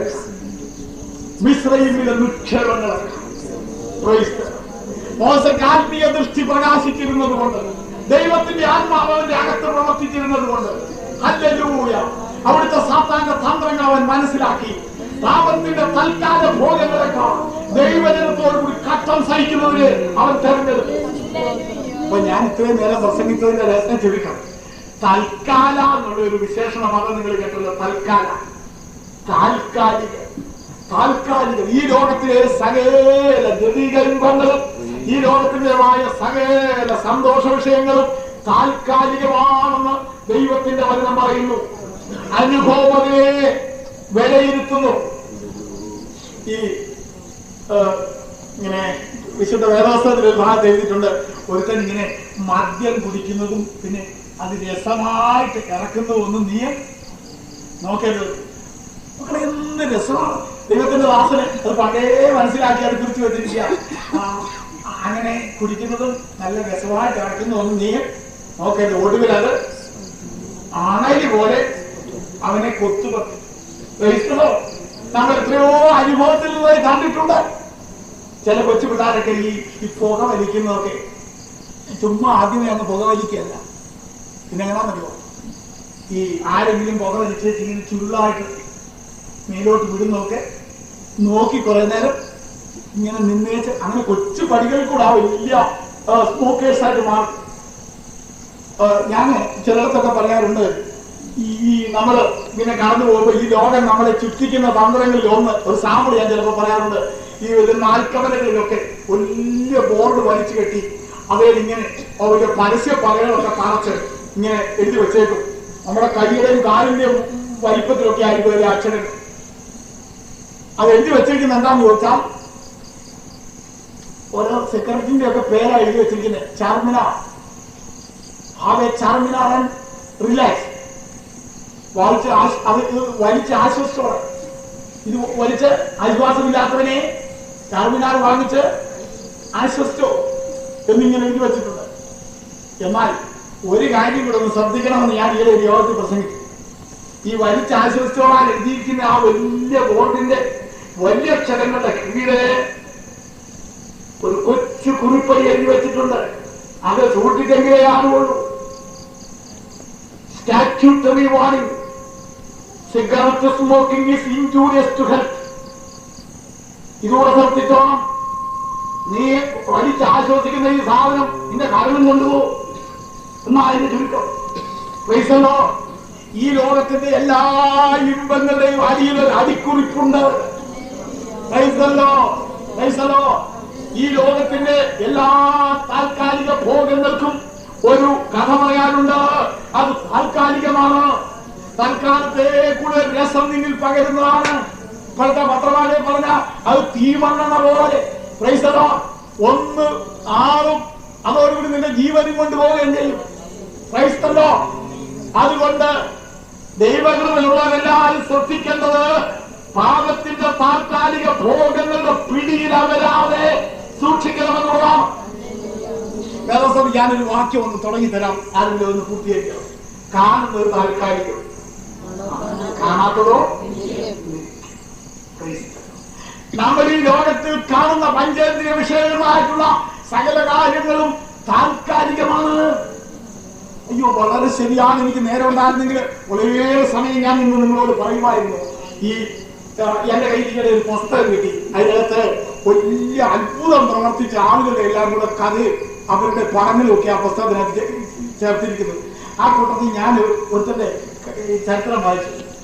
ഇന്ത്യയിൽ കുറെ വർഷങ്ങൾക്ക് മുമ്പ് ജീവിച്ചിരുന്ന ഗാമ എന്ന് പേരുള്ള ഒരു വലിയ മല്ലന്റെ ഒരു ഗുസ്തി വിദഗ്ധന്റെ ചരിത്രം. ആ ഗാമയുടെ പടമൊക്കെ കണ്ടാറുണ്ടല്ലോ. ഇതൊരു മനുഷ്യന്റെ ശരീരമാണോ എന്ന് നമ്മൾ അമ്പരന്ന് അതുപോലെ ഭീമാകാരനായ ഒരു മനുഷ്യനാണ്. എന്നാൽ അയാളുടെ ചരിത്രത്തിന്റെ അവസാന ഭാഗം വായിച്ചപ്പോൾ എനിക്ക് സങ്കടം തോന്നി. കാരണം ഈ ഗുസ്തി വിദഗ്ധനായ മനുഷ്യൻ കുറെ കഴിഞ്ഞിട്ട് ഒടുവില് ഒരു കാസ രോഗിയായി തീർന്നു. തന്റെ അഭ്യാസങ്ങളൊന്നും പ്രകടിപ്പിക്കാൻ അവന് കരുത്തില്ലാതെ വന്നു. അപ്പോൾ ലോകം അവനെ മറന്നു. ലോകം അവനെ സഹായിക്കാതെയായി. ലോകക്കാരവനെ തള്ളി. ഒടുവിൽ അവനെ ഗംഗാനദിയുടെ തീരത്ത് ഒരു ചെറ്റക്കൂടിൽ ആരാണ്ട് വെച്ചു കൊടുത്തു. അതിനകത്ത് അത്തിക്ക് വകയില്ലാത്തവനായിട്ട് കൊലച്ചും വലിച്ചും അവന്റെ അന്ത്യ ദിവസങ്ങൾ കഴിച്ചു കൂട്ടി. ഒരു ഭിക്ഷക്കാരനെ പോലെ അവന്റെ ശരീരമായി തീർന്നു. അത് വായിച്ചപ്പോൾ സങ്കടം തോന്നി. ആ ചിത്രവും ഞാൻ കണ്ടു. ഞാൻ പറഞ്ഞത് താല്പര്യമെന്ന് ചോദിച്ചാൽ, ഈ ലോകത്തിന്റെ ആരോഗ്യം, ഈ ലോകത്തിന്റെ സൗന്ദര്യം, ഈ ലോകത്തിന്റെ വാക്സാമർത്ഥ്യം, ഈ ലോകത്തിൻ്റെതായ പഞ്ചേന്ദ്രിയങ്ങളുടേതായ സാമർത്ഥ്യം, ഈ ലോകത്തിന്റെ പ്രതാപം, ഈ ലോകത്തിന്റെ പ്രഭാവം, ഈ സൂര്യനികയിൽ നടക്കുന്ന സകലവും മായാണ്. കാണുന്നത് താൽക്കാലികം, എന്നാൽ കാണാത്തതോ നിത്യം. നിങ്ങൾ ആര് നിത്യതയെ സ്നേഹിക്കുന്നവരായിട്ടുണ്ടെന്ന് ഇന്ന് രാത്രി ചോദിച്ചുകൊണ്ട് ഈ പ്രസംഗം നിർത്താൻ എനിക്ക് ആഗ്രഹമുണ്ട്. ലോകത്തില് ഒരു വലിയ ആളുകൾ താൽക്കാലികമായതിനെ മാത്രം അത് നോക്കിക്കൊണ്ട് ഓടുന്നവരാണ്. അവർ പറയുന്നത് എങ്ങനെയെങ്കിലും നമുക്ക് ഇപ്പോഴത്തെ ഒന്ന് കഴിക്കാവില്ല, ഇപ്പോഴത്തെ സന്തോഷം ഒന്ന് അനുഭവിക്കാം, മോഷ്ടിച്ചാലും തരക്കേടില്ല, നമുക്ക് ഇപ്പൊ ഒന്ന് സന്തോഷിക്കാം, കുത്തിക്കൊന്നാലും നമുക്ക് ഇപ്പൊ ഒന്ന് സന്തോഷിക്കാം. എന്നാ സഹോദര, സ്നേഹിത, നിന്റെ നിത്യത എങ്ങനെ? നിന്റെ നിത്യത എങ്ങനെ? ഞാന് ഈ നിത്യത എന്നുള്ളത് മനസ്സിലാക്കാൻ ഇതുവരെ കഴിവ് കിട്ടാത്ത ആരെങ്കിലും ഉണ്ടെങ്കിൽ അവർക്ക് മനസ്സിലാക്കാനായിട്ട് നിത്യതയുടെ ഒരു കൊച്ചു ചിത്രം നിങ്ങളെ കാണിക്കാം. നിത്യത എന്ന് പറഞ്ഞാൽ എന്താണെന്ന് അറിയാൻ മാത്രം. ഒരിക്കല് ഇതൊരു സങ്കല്പ കഥയാണ് കേട്ടോ, കേട്ടോ, നല്ലൊരു സത്യം. ഒരിക്കൽ ഒരാൾ ദൈവത്തിന്റെ അടുക്കൽ ഒരു കാര്യം പ്രാർത്ഥിക്കാനായിട്ട്, ഇതൊരു സങ്കല്പ കഥയാണ്, നടന്നാണെന്നാലും വിചാരിക്കരുത്. എന്തോ അയാൾ പ്രാർത്ഥിക്കാൻ എന്നറിയാമോ? അയാൾ ആയുസ് നീട്ടിക്കിട്ടാൻ. ഉടനെ ആള് ദിവസം ഈ വിഷയം ഉടനെ ദൈവം ആളോട് ചോദിച്ചു, അപ്പൊ നിനക്ക് എന്താ കംപ്ലൈന്റ്, നിന്റെ ആഗ്രഹം എന്താണെന്ന് ചോദിച്ചു. ഉടനെ പറഞ്ഞു, എനിക്ക് ദീർഘായുസ് വേണം. ഉടനെ ദൈവം പറഞ്ഞു, അകത്തേടാ, എനിക്ക് കുഴപ്പമില്ല. ഉടനെ ഇയാൾ പറഞ്ഞു, എനിക്ക് അത്രയും അങ്ങനെ അങ്ങ് വിചാരിക്കുന്ന പോലെ പോരാ, അതിൽ കൂടുതൽ വേണം. അപ്പൊ എന്ത് വേണമെന്ന് ചോദിച്ചു. പറയാൻ പറഞ്ഞു, നിനക്ക് 7, 10, 7, 80 എന്നൊരു കണക്കുണ്ടല്ലോ, അത് മതിയോ? അയ്യോ, അതെന്നെ ആയിരിക്കും, അത് ഞങ്ങൾക്ക് നെടുവിൽ പോലെ കഴിക്കുന്നല്ല എഴുതിയിരിക്കുന്നത്, അതുപോലെ. പിന്നെ അബ്രഹാമിനൊക്കെ കൊടുത്ത മാതിരി ഒരു 120 നിൽക്കുന്ന തോതിലുള്ള ഒരു കണക്കുണ്ട്, അത് മതി ഒന്ന് ചോദിച്ചു. ഓ, അത് 120 എന്നൊക്കെ പറയുന്നത് അതും വലിയ കാര്യമൊന്നുമില്ല, അത് വേഗം തീരുകയും നമ്മൾ പറന്നു പോവുകയും ചെയ്യുന്നുണ്ട്. പിന്നെന്തുവാ, ആദാമിനും വ്യത്യസ്താലിനും ഒക്കെ കൊടുത്തത് മതിയോ? ഏകദേശം 1000 മുട്ടും. അവൻ കുറെ കാലം ആലോചിച്ചിരുന്നേക്ക് പറഞ്ഞു, 1000 ഒന്നും ഒരു വലിയ കണക്കൊന്നും പറഞ്ഞു, അത് പെട്ടെന്ന് എണ്ണിയാ തീരുന്നതിലുണ്ടായി. എന്നാ നീ തന്നെ പറഞ്ഞോളാം, നീ പറയുന്ന അത്രയും തരാൻ ഞാൻ പ്രസാദിച്ചിരിക്കുന്നു. ഇത് സങ്കല്പടേ കേട്ടോ, ആശയം മാത്രം എടുത്തോളാം. ഉടനെ ഇവർ ഒത്തിരി വരുന്നു, കണക്ക് കൂട്ടിയായിട്ട് പറഞ്ഞു 1,00,000. 1,00,000 വയസ്സ് വരെ. ഓക്കെ, ദൈവം പറഞ്ഞു, ആലോചിച്ച് വേണം പറയാൻ, പിന്നെ പരിതപിക്കല്ലേ, നീ ചോദിച്ചിടത്തോടാണ് വരച്ചിരിക്കുന്നെന്ന് പറഞ്ഞു. 1,00,000 വയസ്സ് വരെ ഇരുന്നോളാൻ പറഞ്ഞു. ഇവൻ ഏതാണ്ട് വലിയ കാര്യം സാധിച്ചവനെ പോലെ ആ തിരിച്ചു വീട്ടിൽ പോകുന്നു, ചാടി കുറിച്ചോണ്ടാ പോകുന്നു. പക്ഷേ ആ ഉപ അല്ലെങ്കിൽ ആ കഥ എഴുതിയിരിക്കുന്ന ആളുണ്ടല്ലോ, D.L. മൂഡി എന്ന് പറഞ്ഞ ദൈവത്തിന്റെ ദാസനായി സങ്കല്പകഥ എഴുതിയിരിക്കുന്നത്. ആ ദേവദാസനെ ഈ പോയ മനുഷ്യനെ കുറിച്ച് എഴുതിയിരിക്കുന്നത് എന്നാണെന്നറിയാമോ? ഈ പോയവനൊരു ഇഡിയറ്റാണ്. കാരണം എന്താന്ന് ചോദിച്ചാൽ, ലക്ഷം എന്ന് പറയുന്നത് കണക്ക് ശാസ്ത്രത്തിലെ ഒരു സംഖ്യ. അത് കുറെ നേരം എണ്ണുമ്പോ തീരാനുള്ളതേ ഉള്ളൂ ലക്ഷം. ക്രൈസ്തല്ലോ, മറ്റ് സംഖ്യകളോട് തട്ടിച്ച് നോക്കുമ്പോൾ അത് കുറച്ച് വലുതാണെന്ന് തോന്നുമെങ്കിലും അല്പം ബുദ്ധിമുട്ടിയാൽ, പ്രത്യേകിച്ച് ഇപ്പൊ കമ്പ്യൂട്ടറൊക്കെ വന്ന സ്ഥിതിക്ക് നിമിഷങ്ങൾ കഴിയുന്നതിന് മുമ്പ് തന്നെ എട്ടം കടന്ന് കോടികളപ്പുറത്തിയല്ലേ. ക്രൈസ്തല്ലോ, ഇവനെ പോയിട്ട് ഓരോ ദിവസവും പ്രാർത്ഥിക്കണ്ടല്ലോ. 1,00,000 വയസ്സ് വരെ ജീവിക്കുന്നവർക്ക് പ്രാർത്ഥിക്കേണ്ട കാര്യമൊന്നുമില്ല.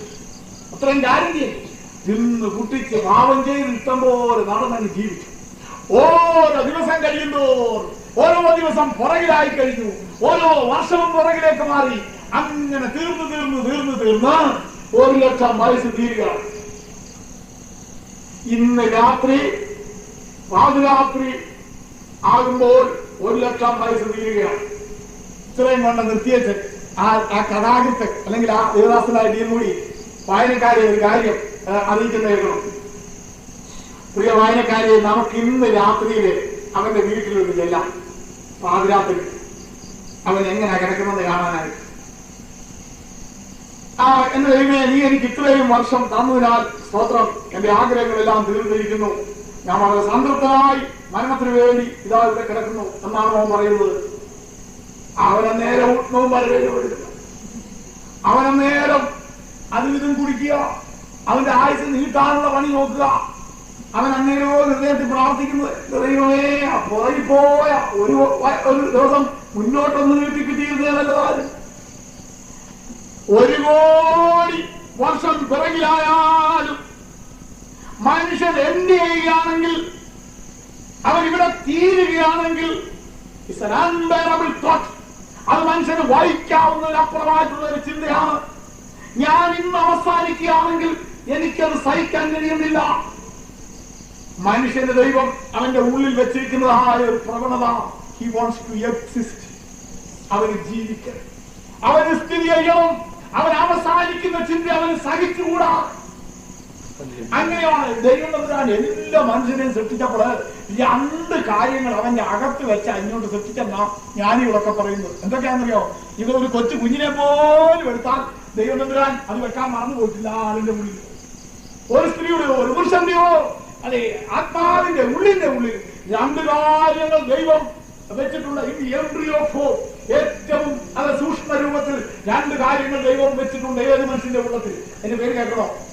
Idea of eternity and idea of the eternal.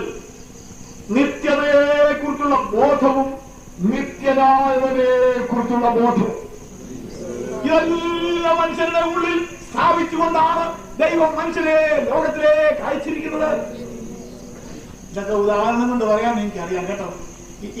ഈ വിദ്യാഭ്യാസം കൊണ്ട് കിട്ടുന്നതാണ് ദൈവബോധം നഗരെ ആളുകൾ തെറ്റിദ്ധരിച്ചിരിക്കുന്നത്. അല്ല, വിദ്യാഭ്യാസം കടന്നു ചെന്നിട്ടില്ലാത്തതായ ഗിരിവർഗക്കാരുടെ ഇടയിൽ, കാട്ടുജാതിക്കാരുടെ ഇടയിൽ, അതെ അവിടെ ഗവേഷണം നടത്തിയിട്ടുള്ള ആളുകൾ പറയുന്നത് അവർക്കും ദൈവബോധം അവരുടേതായ നിലകളിലുണ്ടെന്നാണ്. സാധു സുന്ദർ സിംഗ് ഒരിക്കല് ടിബറ്റിന്റെ ഭാഗങ്ങളിൽ കൂടി അപരിഷ്കൃതമായ ആളുകൾ താമസിക്കുന്ന സ്ഥലത്ത് താൻ കടന്നു ചെന്നപ്പോൾ അദ്ദേഹം കണ്ട ഒരു കാഴ്ച താൻ എഴുതിയിട്ടുണ്ട്. അവിടെ താൻ കണ്ട ആളുകൾ ഈ വലിയ സിവിലൈസ്ഡ് ഒന്നും അല്ല, പരിഷ്കാരമൊന്നും ഉള്ളവരല്ല, കട്ടിട്ട് നഗ്നത മറയ്ക്കുന്ന ആളുകളാണ്. അവരുടെ കൂട്ടത്തിലെ ആളുകൾ ആരെങ്കിലും മരിക്കുമ്പോൾ അവർ ചെയ്യുന്ന ഒരു കാര്യം ശ്രദ്ധിക്കാം. ആ ദേശക്കാരെ ആ വർഗക്കാർ ചെയ്യുന്ന ഒരു രീതി എന്താണെന്ന് ചോദിച്ചാൽ, ഒരു സ്ത്രീയാണ് മരിക്കുന്നതെങ്കിൽ ആ സ്ത്രീയുടെ മൃതശരീരത്തിന്റെ അടുക്കൽ 1 ജോഡി വസ്ത്രം കൊണ്ട് ആ ശവത്തിന്റെ അടുക്കൽ വെച്ചേക്ക്. പുരുഷനാണെങ്കിൽ പുരുഷൻ ഉപയോഗിക്കാനുള്ള 1 ജോഡി വസ്ത്രം ഈ ശവത്തിന്റെ അടുക്കൽ വെച്ചേക്കും. സുന്ദർ സിംഗ് ചോദിച്ചു, ഇതെന്താ നിങ്ങൾ ശവത്തിന്റെ കൂടെ ഇങ്ങനെ ഒരു ജോഡി വസ്ത്രം കൂടെ ഇങ്ങനെ വെച്ചിരിക്കുന്നത് എന്ന് ചോദിച്ചപ്പോൾ ആ ആളുകൾ പറഞ്ഞു കേൾക്കണോ,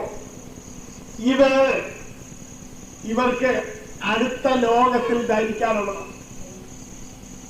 ഇനി ഇവർ പോകുന്ന നാട്ടിൽ ഇവർക്ക് ധരിക്കാനുള്ളതാ. ഇത് വെച്ചില്ലെങ്കിൽ അടുത്ത ലോകത്തിൽ അവർ നഗ്നരായിരിക്കുമെന്ന് ഇവർ പറഞ്ഞു. അവര് പറഞ്ഞതിനകത്ത് യുക്തി ഉണ്ടായിരിക്കട്ടെ ഇല്ലാതിരിക്കട്ടെ, അവർക്ക് വിദ്യാഭ്യാസമോ പരിഷ്കാരമോ ഇല്ലെങ്കിൽ പോലും idea of A next world, ഒരു അടുത്ത ലോകത്തെക്കുറിച്ച്, മരണാനന്തര ലോകത്തെക്കുറിച്ച്, ഇവിടെ മരിച്ചിട്ടും ജീവിതം തുടരുന്നതിനെ കുറിച്ച് ഒരു ബോധം അവന്റെ ഉള്ളത്തിലുണ്ട് എന്നുള്ളതാണ്. അങ്ങനെ തന്നെ ദൈവത്തെ കുറിച്ചും എല്ലാവരുടെ ഉള്ളത്തിൽ തെളിഞ്ഞതോ മങ്ങിയതോ ആയിട്ടുള്ളതായ ഒരു ബോധം ദൈവം സ്ഥാപിച്ചിട്ടുണ്ട്. ഇത് സ്പെഷ്യൽ വിത്ത് മാൻ, അത് മനുഷ്യന് പ്രത്യേകമായി ദൈവം കൊടുത്തതാണ്. അതവരെല്ലാം നിർത്തുക. വഴിഞ്ഞാനെന്റെ രക്ഷിതാവിൻ കൂടെ എപ്പോഴും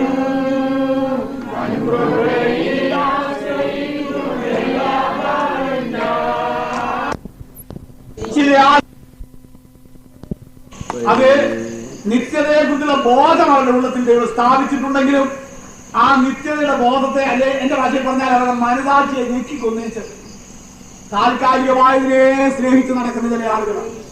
ചില ആളുകളെ നിങ്ങൾ നോക്കൂ, എന്നെ ഉണ്ടായാലും അവർക്ക് ആ താൽക്കാലിക രൂപം മാത്രമേ ഉള്ളൂ വിഷയം. ഞാൻ ചിലപ്പോൾ അതിനൊരു ഉദാഹരണം പറയാറുണ്ട്.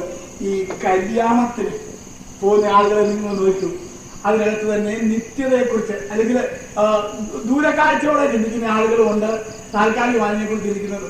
ചില കല്യാണത്തിന് പോയാൽ കല്യാണത്തെ സംബന്ധിച്ച് വീട്ടിൽ വന്നിരുന്ന് പറയും, ഈ പെണ്ണിന്റെ സാരിയുടെ അതിന്റെ ആ കസവിന്റെ ഒക്കെ ആ ബോർഡറും ഒക്കെ കാണുക 4 ഇഞ്ചുണ്ട് എന്നൊക്കെയാ പറയും. ചിലർ പറയുന്നു, അയ്യോ വലിയ മരം ഇങ്ങനെ താഴെ വന്ന് മുട്ടുന്നപോലെ എനിക്ക് തോന്നുന്നു. ഞാൻ ചിലപ്പോൾ പറയാറുണ്ട്, ചിലരെ പരിപാടികളെ കടന്നിട്ട് ഇന്നത്തെ വാർത്തയ്ക്കായിട്ട് കല്ല് കടിച്ച കാര്യം ഇതൊക്കെ അവർക്കെല്ലാം ആ ഒരു അവസ്ഥയിലാണ് ചിന്ത. ഞാൻ അപ്പുറം ഒന്നും അവർ പോകുന്നു.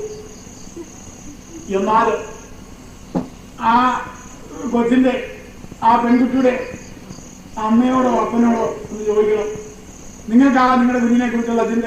അയ്യോ എന്റെ കുഞ്ഞ്, അല്ലെ എന്റെ ആ മകളും മകനും സമാധാനത്തോടും സന്തോഷത്തോടും കൂടി അഞ്ച് പേരെ ഒന്ന് ജീവിച്ചു കഴിയുന്ന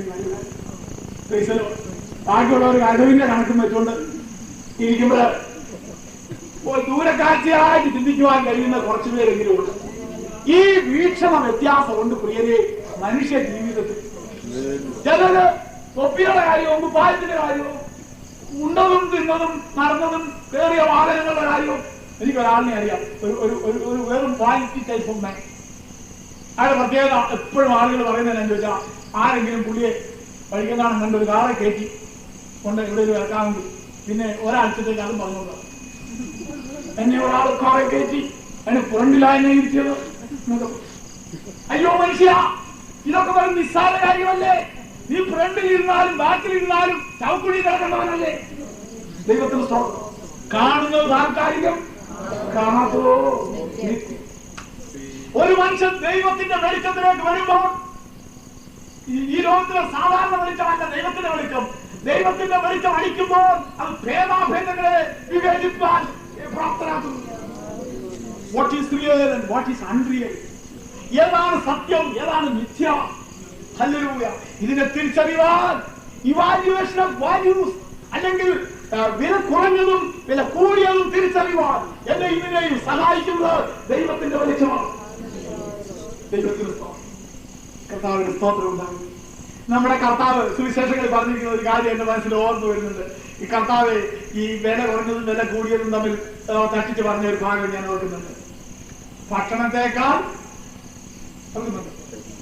ശരീരവും, ഉടുപ്പിനേക്കാൾ ജീവൻ, അല്ലേ? ചുരുക്കി പറഞ്ഞാൽ ഇത്രേ ഉള്ളൂ. വസ്ത്രത്തെക്കാളും ഭക്ഷണത്തെക്കാളും എല്ലാം വലുത് ശരീരമാണ്. ശരീരത്തെക്കാൾ വലുത് ജീവനും. കണ്ടോ, കർത്താവ് ഒന്നിനെ നിഷേധിച്ച് പറഞ്ഞില്ല. അതാതിന്റെ സ്ഥാനത്തെല്ലാം നല്ലതാണ്. എന്നാൽ വില കുറഞ്ഞതും വില കൂടിയതുമുണ്ട് എന്ന് നമ്മുടെ കർത്താവ് സ്ഥാപിച്ചു. ഇന്ന് ലോകം ചെയ്യുന്ന ചതിവെല്ലാം ചോദിച്ചാൽ കർത്താവ് വില കുറഞ്ഞതാണെന്ന് പറഞ്ഞതിന് വില കൂടുതൽ, അല്ലെങ്കിൽ അത് മാത്രമാണ്. അനേകം ആളുകൾ ആത്മാവിനെ ചിന്തിക്കുമ്പോഴും ചെയ്യാത്ത ആളുകളാണ്. ആത്മാവ് ഉണ്ടെന്ന് പോലും ചിന്തിക്കാത്ത ആളുകളാണ്. ഇന്നത്തെ പല മാതാപിതാക്കന്മാരെ കുറിച്ചും പൊതുവെ ഒരു കുറ്റാരോപണം പറഞ്ഞു കേൾക്കുന്നുണ്ട്. പല മാതാപിതാക്കന്മാരെ കുറിച്ച് എന്നാ നിൽക്കണം, പിള്ളേരുടെ ശരീരം വളരുന്നുണ്ടോ നോക്കും, പിള്ളേരുടെ ഉടുപ്പിനെ കുറിച്ച് ചിന്തിക്കും, പിള്ളേരുടെ പുസ്തകങ്ങളെ ശ്രദ്ധിക്കും, എല്ലാം ശ്രദ്ധിക്കും. എന്നാൽ പിള്ളേർക്ക് ആത്മാവുണ്ടോന്ന് പോലും തിരക്കും. അതുകൊണ്ട് എന്ത് വരുന്നെന്ന് ചോദിച്ചാൽ ഇങ്ങനത്തെ മാതാപിതാക്കന്മാർ വളർത്തുന്ന കുഞ്ഞുങ്ങള് ഇങ്ങനത്തെ കുഞ്ഞുങ്ങൾ വായിച്ചു. പണ്ടൊരു പെൺകുട്ടിയെ കുറിച്ചൊരു കഥ ഞാൻ എവിടെയോ കേട്ടിട്ടുണ്ട്. ആ പെൺകുട്ടി ഒരു ക്രിസ്തീയ കുടുംബത്തിൽ ജനിച്ചു പോയതുകൊണ്ട് മാത്രം അവള് ഹോസ്റ്റലിൽ പഠിക്കാനായിട്ട് പോയപ്പോൾ അതെ ഒരു വേദവസ്ഥനുണ്ട്. ഞാനത് വേദവസ്ഥത്തോടുള്ള പ്രിയമുണ്ടെന്ന് കൊണ്ടുവരെ ചിലപ്പം നല്ല ദുസ്വപ്നം വല്ലതും ഉണ്ടാകുമ്പം തലേനയുടെ കീഴെ വെക്കുകല്ലോ ചെയ്താൽ ഒരു ഫസ്റ്റ് എയ്ഡായിട്ട് ഉതർവല്ലോ എന്ന് വിചാരിച്ചാൽ അങ്ങനെ കൊണ്ടുപോയി അവധി കിട്ടിയപ്പം എല്ലാം തിരിച്ചു കൊണ്ടുവന്ന് കഴിഞ്ഞ് പിന്നെ ന്യൂ ഇയറില് പുതിയ പഠനവർഷം വന്നപ്പോൾ എല്ലാം പാക്ക് ചെയ്ത് കൊണ്ടുപോകാൻ തുടങ്ങി. ഈ പ്രാവശ്യം അവിടെ സിനിമാ മാസികയുടെ വിശേഷാൽ പഠിക്കും, പിന്നെ വേറെ പുത്തനായിട്ട് ചില പുസ്തകങ്ങളും അതും കിട്ടിയിട്ടുണ്ട്. ഇതെല്ലാം കൂടെ ഈ പ്രാവശ്യം അഡീഷണലായിട്ട് ചേർത്ത് വേണം പാക്ക് ചെയ്യാൻ. അപ്പൊ എങ്ങനെ പാക്ക് ചെയ്തിട്ടും ഏതാണ്ട് ഒന്ന് കൂടുതലാണ്. എല്ലാം കൂടെ കൊള്ളുന്നു. അതിന് പലതും മാറ്റി വെച്ച് നോക്കുന്നു. സിനിമാ മാസിക മാറ്റി വെച്ചപ്പം അതിനകത്ത് അത്യാവശ്യമായിട്ട് വായിക്കേണ്ട പലതും അഭിനയം തകർത്തു. അങ്ങനെ പല പ്രാവശ്യം ഇങ്ങനെ ആക്കുകയും നിൽക്കുകയും അഴിക്കുകയും വെറുക്കുകയും എല്ലാം ചെയ്ത് കഴിഞ്ഞ് ഏറ്റവും ഓടി പുറത്തേക്ക് പോകാനാണ് വ്യവസ്ഥ. ആ കൊച്ചിനെ കുറ്റം പറയാനില്ല, വീട്ടിലും കണ്ടിട്ടുള്ളതാണ്. ബാക്കി ഒരു കാര്യവും വെട്ടിക്കുറയ്ക്കുകയല്ല, ഭക്ഷണം വെട്ടിക്കുറയ്ക്കത്തില്ല. ഒരു നേരം കഞ്ഞി വെച്ചില്ലെങ്കിൽ ഞങ്ങളുടെ വീട്ടില് ഒരു അത്താഴം വെച്ചില്ലെന്ന് 6 മാസം പറഞ്ഞുകൊണ്ട് നടക്കും. എന്നാ പ്രാർത്ഥന വെട്ടിക്കുറച്ചാലുണ്ടല്ലോ അതിനെക്കുറിച്ച് ആർക്കും പരാതിയില്ല. ദൈവം തമ്പുരാന്റെ കാര്യത്തിൽ കയ്യേറ്റ് നടത്തിയതിനെ കുറിച്ച് ആർക്കും ഹൃദയഭാരവും. ഇതുകൊണ്ടായിരിക്കണം ദൈവത്തിന്റെ ദാസൻ അപ്പസ്തലൻ ഒരിക്കല് വേറസ്ഥലം ഇങ്ങനെ എഴുതി, എല്ലാവരും യേശുക്രിസ്തുവിന്റെ കാര്യമല്ല സ്വന്തം കാര്യം അത്രേ നോക്കുന്നു. ദൈവകാര്യം മറന്നൊരു തലമുറ, ആത്മാവിനെ കരുതാത്ത തലമുറ, ആത്മാവിന് മുൻഗണന കൊടുത്ത് ശരീരം എന്ന് പറയുന്നത് ആത്മാവിന്റെ ഒരു വാഹനം മാത്രമാണെന്ന് മനസ്സിലാക്കി മുന്നോട്ട് പോകുന്ന കാഴ്ചപ്പാട് എനിക്ക് നിനക്ക് ഉണ്ടാകത്ത്. ഇല്ലെങ്കിൽ നീ ഞാനുമാണെങ്കിൽ നെടുകീർപ്പിട്ട് തിരിയും. തൽക്കാല ഭോഗത്തെക്കാളും ദൈവജനത്തോടുകൂടെ കഷ്ടം അനുഭവിക്കുന്നത് ചുരുക്കം. അവൻ താൽക്കാലികമായതിനേക്കാൾ നിത്യതയെ തെരഞ്ഞെടുക്കുന്ന അല്ലല്ലോ. നിത്യത എന്നുള്ള വിഷയത്തോടുള്ള ബന്ധത്തിൽ അനേക കാര്യങ്ങൾ എനിക്ക് ഭഗവാൻ താല്പര്യമുണ്ടെങ്കിലും ഈ പ്രാരംഭ രാത്രിയിൽ അതെ ഈ വളരെ ദീർഘമായി നിങ്ങളോട് സംസാരിക്കാൻ ഞാൻ ആഗ്രഹിക്കുന്നില്ല.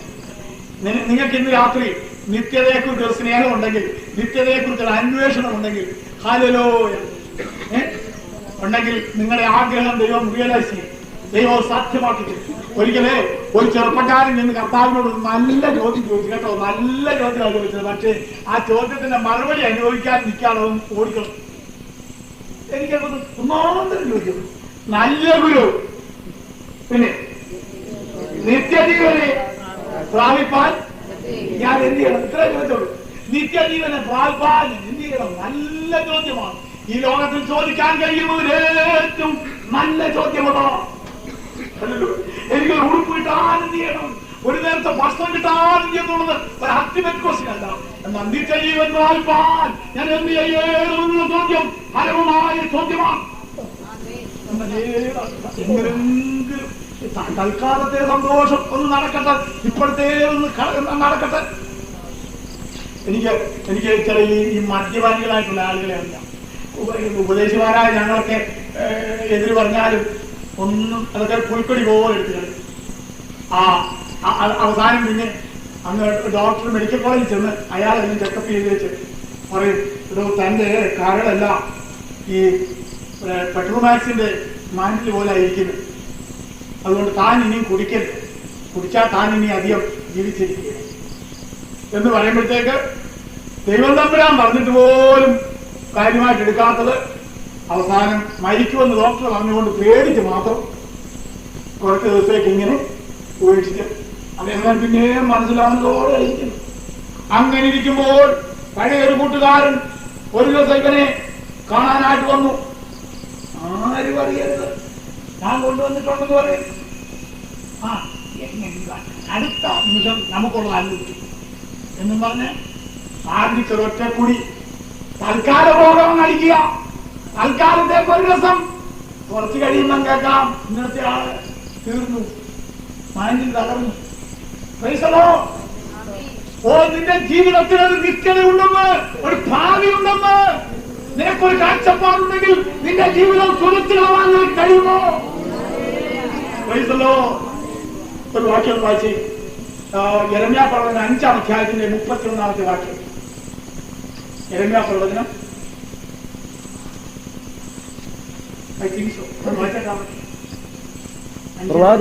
പ്രവാചകന്മാർ വ്യാജമായി പ്രവചിക്കുന്നു, പുരോഹിതന്മാരും അവരോട് ഒരു കൈയായി നിന്ന് അധികാരം നടത്തുന്നു. എന്റെ ജനത്തിനോ അത് ഇഷ്ടമാകുന്നു. ഇനി വായിക്കാൻ പോകുന്നതാണ് ഞാൻ ഉദ്ദേശിക്കുന്നത്. എന്നാൽ ഒടുക്കം നിങ്ങൾ എന്ത് ചെയ്യും? എന്നാൽ ഒടുക്കം നിങ്ങൾ എന്ത് ചെയ്യും? എന്നാൽ ഒടുക്കം നിങ്ങൾ എന്ത് ചെയ്യും? എന്നാൽ ഒടുക്കം നിങ്ങൾ എന്ത് ചെയ്യും? ആ സമയത്ത് നീ എന്ത് ചെയ്യും? മരണം വരുമ്പോൾ നീ എന്ത് ചെയ്യും? എല്ലാ മനുഷ്യരും ചെയ്തതിന് തക്കവണ്ണം പ്രാപിപ്പാൻ ഭക്തികെട്ട മനുഷ്യരും ഉയർത്തുന്നതായി ജനറൽ റിസറക്ഷൻ പൊതു ഉയർപ്പിന്റെ ദിവസത്തിൽ നീ എന്ത് ചെയ്യും? ഓരോരുത്തരും ചെയ്തതിന് തക്കവണ്ണം പ്രാപിപ്പാൻ എല്ലാവരും ന്യായാസനത്തിന് മുമ്പിൽ വെളിപ്പെടുന്ന ദിവസം നീ എന്ത് ചെയ്യും? ഓരോരുത്തരും ദൈവം അവൻ അർഹിക്കുന്ന നിത്യത നൽകുമ്പോൾ ശമിക്കപ്പെട്ടവനെ എന്നെ വിട്ടു പോകുകയെന്ന് പറഞ്ഞുകൊണ്ട് നിത്യജനത്തിലേക്ക് നിങ്ങൾ തള്ളിവിടുമ്പോൾ നീ എന്ത് ചെയ്യും? അപ്പോൾ നീ എന്ത് ചെയ്യും? ഒടുക്കം നീ എന്ത് ചെയ്യും? ഓ, താൽക്കാലികമായതിനെ മാത്രം കൊതിച്ചുകൊണ്ട് ഓടുന്ന മനുഷ്യ, ശരീരത്തിന്റെ ആരോഗ്യത്തിൽ മാത്രം പ്രശംസിക്കുന്നവന്, വാക്സാമർത്ഥ്യത്തിൽ പോരുന്നവന്, മക്കളുടെ ഉദ്യോഗത്തിലും അവരുടെ പഠനത്തിലും അഭിമാനം കൊള്ളുന്നവന്, നിന്റെ ധനധാന്യങ്ങളിൽ പങ്കു പറയുന്നവന്, നിന്റെ കുടുംബ മഹത്വത്തിൽ പങ്കു പറയുന്നവന്, സകലത്തെയും താമരയാക്കുന്ന മരണം നിന്റെ തലയിലടിച്ച് നിന്നെ നിലംപരിശാക്കുമ്പോൾ, എല്ലാ ബന്ധുക്കളും നിന്നെ വിട്ടോടുമ്പോൾ, നിന്റെ ബാധകങ്ങളെല്ലാം ചുറ്റി നിൽക്കുമ്പോൾ, നിന്റെ സ്നേഹിതന്മാരെല്ലാവരും സാക്ഷികളായി മാറുമ്പോൾ നീ എന്ത് ചെയ്യും? താൽക്കാലികമായതിനേക്കാൾ നിത്യതയെ സ്നേഹിപ്പാൻ, ശരീരത്തെക്കാൾ കൂടുതൽ ആത്മാവിന് വേണ്ടി കരുതുവാൻ, ഇഹലോകത്തെക്കാൾ കൂടുതൽ പരലോകത്തിന് വേണ്ടി ചിന്തിക്കുവാൻ, ഈ ലോകത്തിൽ മനുഷ്യരെ പ്രസാദിപ്പിക്കുന്നതിനേക്കാൾ ഉടമസ്ഥനായിരിക്കുന്ന ദൈവത്തിന്റെ ഇഷ്ടം ചെയ്യുവാൻ ആരേൽപ്പിച്ചു കൊടുക്കും. അതിനുവേണ്ടിയുള്ളതായ ഒരു ആഹ്വാനമാണ് ഈ ആഴ്ചയിൽ ദൈവത്തിന്റെ ദാസന്മാരായി ഞങ്ങൾ നിങ്ങളെ അറിയിക്കുന്നത്. 1985 പ്രാരംഭമാസങ്ങളിൽ തന്നെയാണ് ഇപ്പോൾ ഞാൻ നിങ്ങളുമായിരിക്കുന്നത്. ഈ കഴിഞ്ഞ നാളുകൾ വരെ ഇറ്റാലിയൻ മിസ്റ്റിക്സും പിന്നെ വലിയ ഈ സന്യാസിമാരും ആത്മീയന്മാരും ഒക്കെയാണ് ലോകാവസാനം നിർവഹിച്ചെന്നാണ് വായിച്ചത്. എന്നാൽ ഈ പ്രാവശ്യം ചില ഫിസിക്കൽ സയന്റിസ്റ്റ് ശാസ്ത്രജ്ഞന്മാർ കമ്പ്യൂട്ടറിന്റെ സഹായത്തോടുകൂടി അതേ കണക്കുകൾ നിരത്തിക്കൊണ്ട് 1985 മധ്യഭാഗത്തോടുകൂടി ലോകം മുഴുവൻ അറിയുന്നതായ മഹായുദ്ധങ്ങളും അതിഭീകരമായ കെടുതികളും ഉണ്ടാകുവാൻ സാധ്യതയുണ്ടെന്ന് അവരും വിളിച്ചറിയിച്ചിട്ടുണ്ട്. അവർ പറയുന്നത് മുഴുവൻ തെറ്റാകണമെന്ന് ഞാനും വാദിക്കുന്നില്ല. കാരണം എന്താണെന്ന് ചോദിച്ചാൽ ദൈവത്തിന്റെ ജ്ഞാനം അല്പമായിട്ടോ അധികമായിട്ടോ പലരിലും ദൈവം പകർന്നു കൊടുത്തിട്ടുണ്ട്. യേശു ജനിച്ചപ്പോൾ ദൈവത്തിന് സ്വന്തം യഹൂദന്മാരായി ബേത്ലഹേമിൽ അതിന്റെ അയൽവക്കത്ത് താമസരായ ആട്ടിടയന്മാരെ ദൂതന്മാര് പറഞ്ഞ ശേഷമാണ് ആ വിവരം അവരറിഞ്ഞത്. അതേസമയം ജാതികളായി അങ്ങ് ദൂരെ താമസിച്ചിരുന്ന വിദ്വാൻമാർ പുറജാതിക്കാർ അവർക്ക് കിട്ടിയ വെളിച്ചത്തിൽ അവര് ഒരു അപൂർവ നക്ഷത്രം കാണുകയും യേശുവിന്റെ ജനനത്തിന്റെ മർമ്മം മനസ്സിലാക്കി അവർ കടന്നു വരികയും ചെയ്യും. ഇതുപോലെ ദൈവത്തിന്റെ പുത്രന്റെ ജ്ഞാനം, ലോകാവസാനത്തെ കുറിച്ചുള്ള വസ്തുതകൾ ഹല്ലേലൂയ അതെ ഭാഗ്യമായിട്ടും ദൈവം മണ്ണിൽ കൂടെ വെളിപ്പെടുത്തിക്കൊണ്ടാണിരിക്കുന്നത്. അതുകൊണ്ട് അത് സത്യമോ അസത്യമോ എന്തെങ്കിലും ആകുന്നത് അവര് പറഞ്ഞ ഡേറ്റ് ഒക്കുമോ എനിക്ക് അറിഞ്ഞുകൂടാ. എന്നാൽ ഒന്ന് ഞാൻ അറിയുന്നു, ഓരോ ദിവസം കഴിയുന്നോറും ഞാൻ നിങ്ങളും യാഥാർത്ഥ്യത്തോട് കൂടുതൽ കൂടുതൽ അടുത്തുകൊണ്ടിരിക്കുകയാണ്. 84 നിർണായകമാണ് 85. 86 ഉണ്ടെങ്കിൽ അന്ന് കുറെ കൂടെ നാം അടുത്തിരിക്കും. കുറെ കൂടെ ഇത് മൂടിയ ലോകമായിരിക്കും. കുറെ കൂടെ ഭീകരമായ അവസ്ഥകളായിരിക്കും. മനുഷ്യന് രക്ഷിപ്പാൻ കഴിയാത്ത അവസ്ഥകളായിരിക്കും. അതുകൊണ്ട് ദൈവത്തിൽ ആശ്രയിക്കൂ, ദൈവത്തിൽ ആശ്രയിക്കൂ, ദൈവത്തിന്റെ വചനം അനുസരിക്കൂ, ദൈവത്തിന്റെ കൽപ്പനകൾ പ്രമാണിക്കൂ. ജീവിത വിശുദ്ധി പാലിച്ചുകൊണ്ട് കർത്താവിന്റെ ഇഷ്ടം ചെയ്തുകൊണ്ട് ഒരുങ്ങി നിൽക്കൂ. വേഗം വരുന്ന രാജാവിനെ നേരിടാൻ നമുക്ക് എല്ലാവർക്കും നമ്മുടെ കാര്യങ്ങളെ ഉയർത്തി ഒരു നിമിഷം അതേ ദൈവത്തെ ഏകമായി സ്തുതിക്കാം. ദൈവമായ കർത്താവ് നമ്മളെല്ലാവരും ആശീർവദിക്കട്ടെ. ദൈവം ഈ ദേശത്തുള്ള എല്ലാ പ്രിയപ്പെട്ടവരും അനുഗ്രഹിക്കട്ടെ എന്ന് പ്രാർത്ഥിച്ചു ഈ വാക്കുകളെ ഞാൻ അവസാനിപ്പിക്കുന്നു. താൽക്കാലികമായതിനേക്കാൾ നിത്യതയെ സ്നേഹിക്കണം, നിത്യതയ്ക്ക് വേണ്ടി ഓടുവാൻ ദൈവം നമ്മളെ ബോധവാന്മാരാക്കട്ടെ എന്ന് പ്രാർത്ഥിക്കുന്നു. കർത്താവ് നമ്മളെ അനുഗ്രഹിക്കുമാണ്.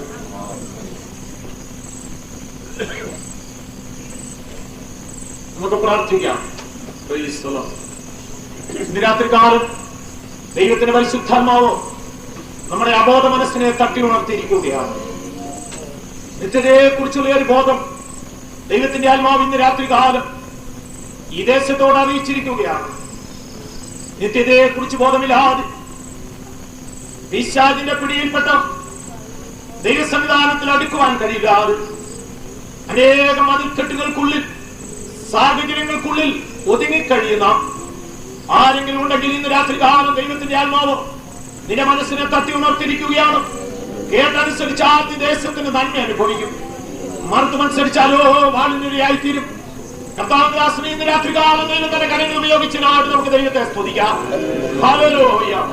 ഐശ്വര്യമായ ദൈവത്തിന്റെ ആലോചന ഇന്ന് രാത്രികാലം ഈ ദേശത്തോട് ദൈവദാസനും കൂടെ ദൈവം അറിയിച്ചിരിക്കുകയാണ്. Hallelujah, hallelujah. ഓ കേൾക്കപ്പെട്ടതായ വചനത്തിന് മുൻപിൽ നമ്മെ തന്നെ സമർപ്പിച്ചുകൊണ്ട് നമുക്ക് പ്രാർത്ഥിക്കാം. ഹല്ലേലൂയ, ഹല്ലേലൂയ, ഹല്ലേലൂയ. മഹാകാരുണ്യവാനും നിത്യനുമാകുന്ന ഞങ്ങളുടെ സ്വർഗ്ഗപിതാവ് നല്ല ദൈവമേ, അനുഗ്രഹിതമാകുന്ന നിമിഷത്തിനായിട്ട് ഞങ്ങൾക്ക് ഇങ്ങനെ സ്തുതിക്കുന്നു. കർത്താവേ, നിന്റെ പാദപീഠങ്ങൾ കടന്നു വരുവാനും ഐശ്വര്യമായി നിന്റെ വചനം കേൾക്കുവാനും ഞങ്ങൾക്ക് നീ കൃപ നൽകിയതിനായിട്ട് ഞങ്ങൾ നിന്നെ സ്തുതിക്കണം. നിന്റെ ദാസനെ നീ കരങ്ങൾക്ക് ഉപയോഗിച്ചതിനായിട്ട് സ്തോത്രം. ഹല്ലേലൂയ. കർത്താവേ, സംസാരിച്ച വചനത്തെ ഓർത്ത് ഞങ്ങൾ നിന്നെ സ്തുതിക്കുന്നു. മോശയുടെ ചരിത്രത്തെ അല്പമായി വിവരിക്കുവാൻ നിന്റെ ദാസനെ ഉപയോഗിച്ചുവല്ലോ. പാപത്തിന്റെ തൽക്കാല ഭോഗത്തെക്കാൾ ദൈവജനത്തോടുകൂടെ കഷ്ടം അനുഭവിക്കുന്നു തെരഞ്ഞെടുത്തു. നിത്യയുടെ പ്രമാണവും തെരഞ്ഞെടുത്തു എന്ന്. ഹല്ലേലൂയ. ഓ ലോകത്തിന്റെ വിദ്യ, മിസ്രൈമിന്റെ വിദ്യയിൽ അവനെ അഭ്യസിപ്പിച്ചു. മിസ്രൈം മുതലെടുക്കുവാൻ അവനിൽ കൂടെ ശ്രമിച്ചു.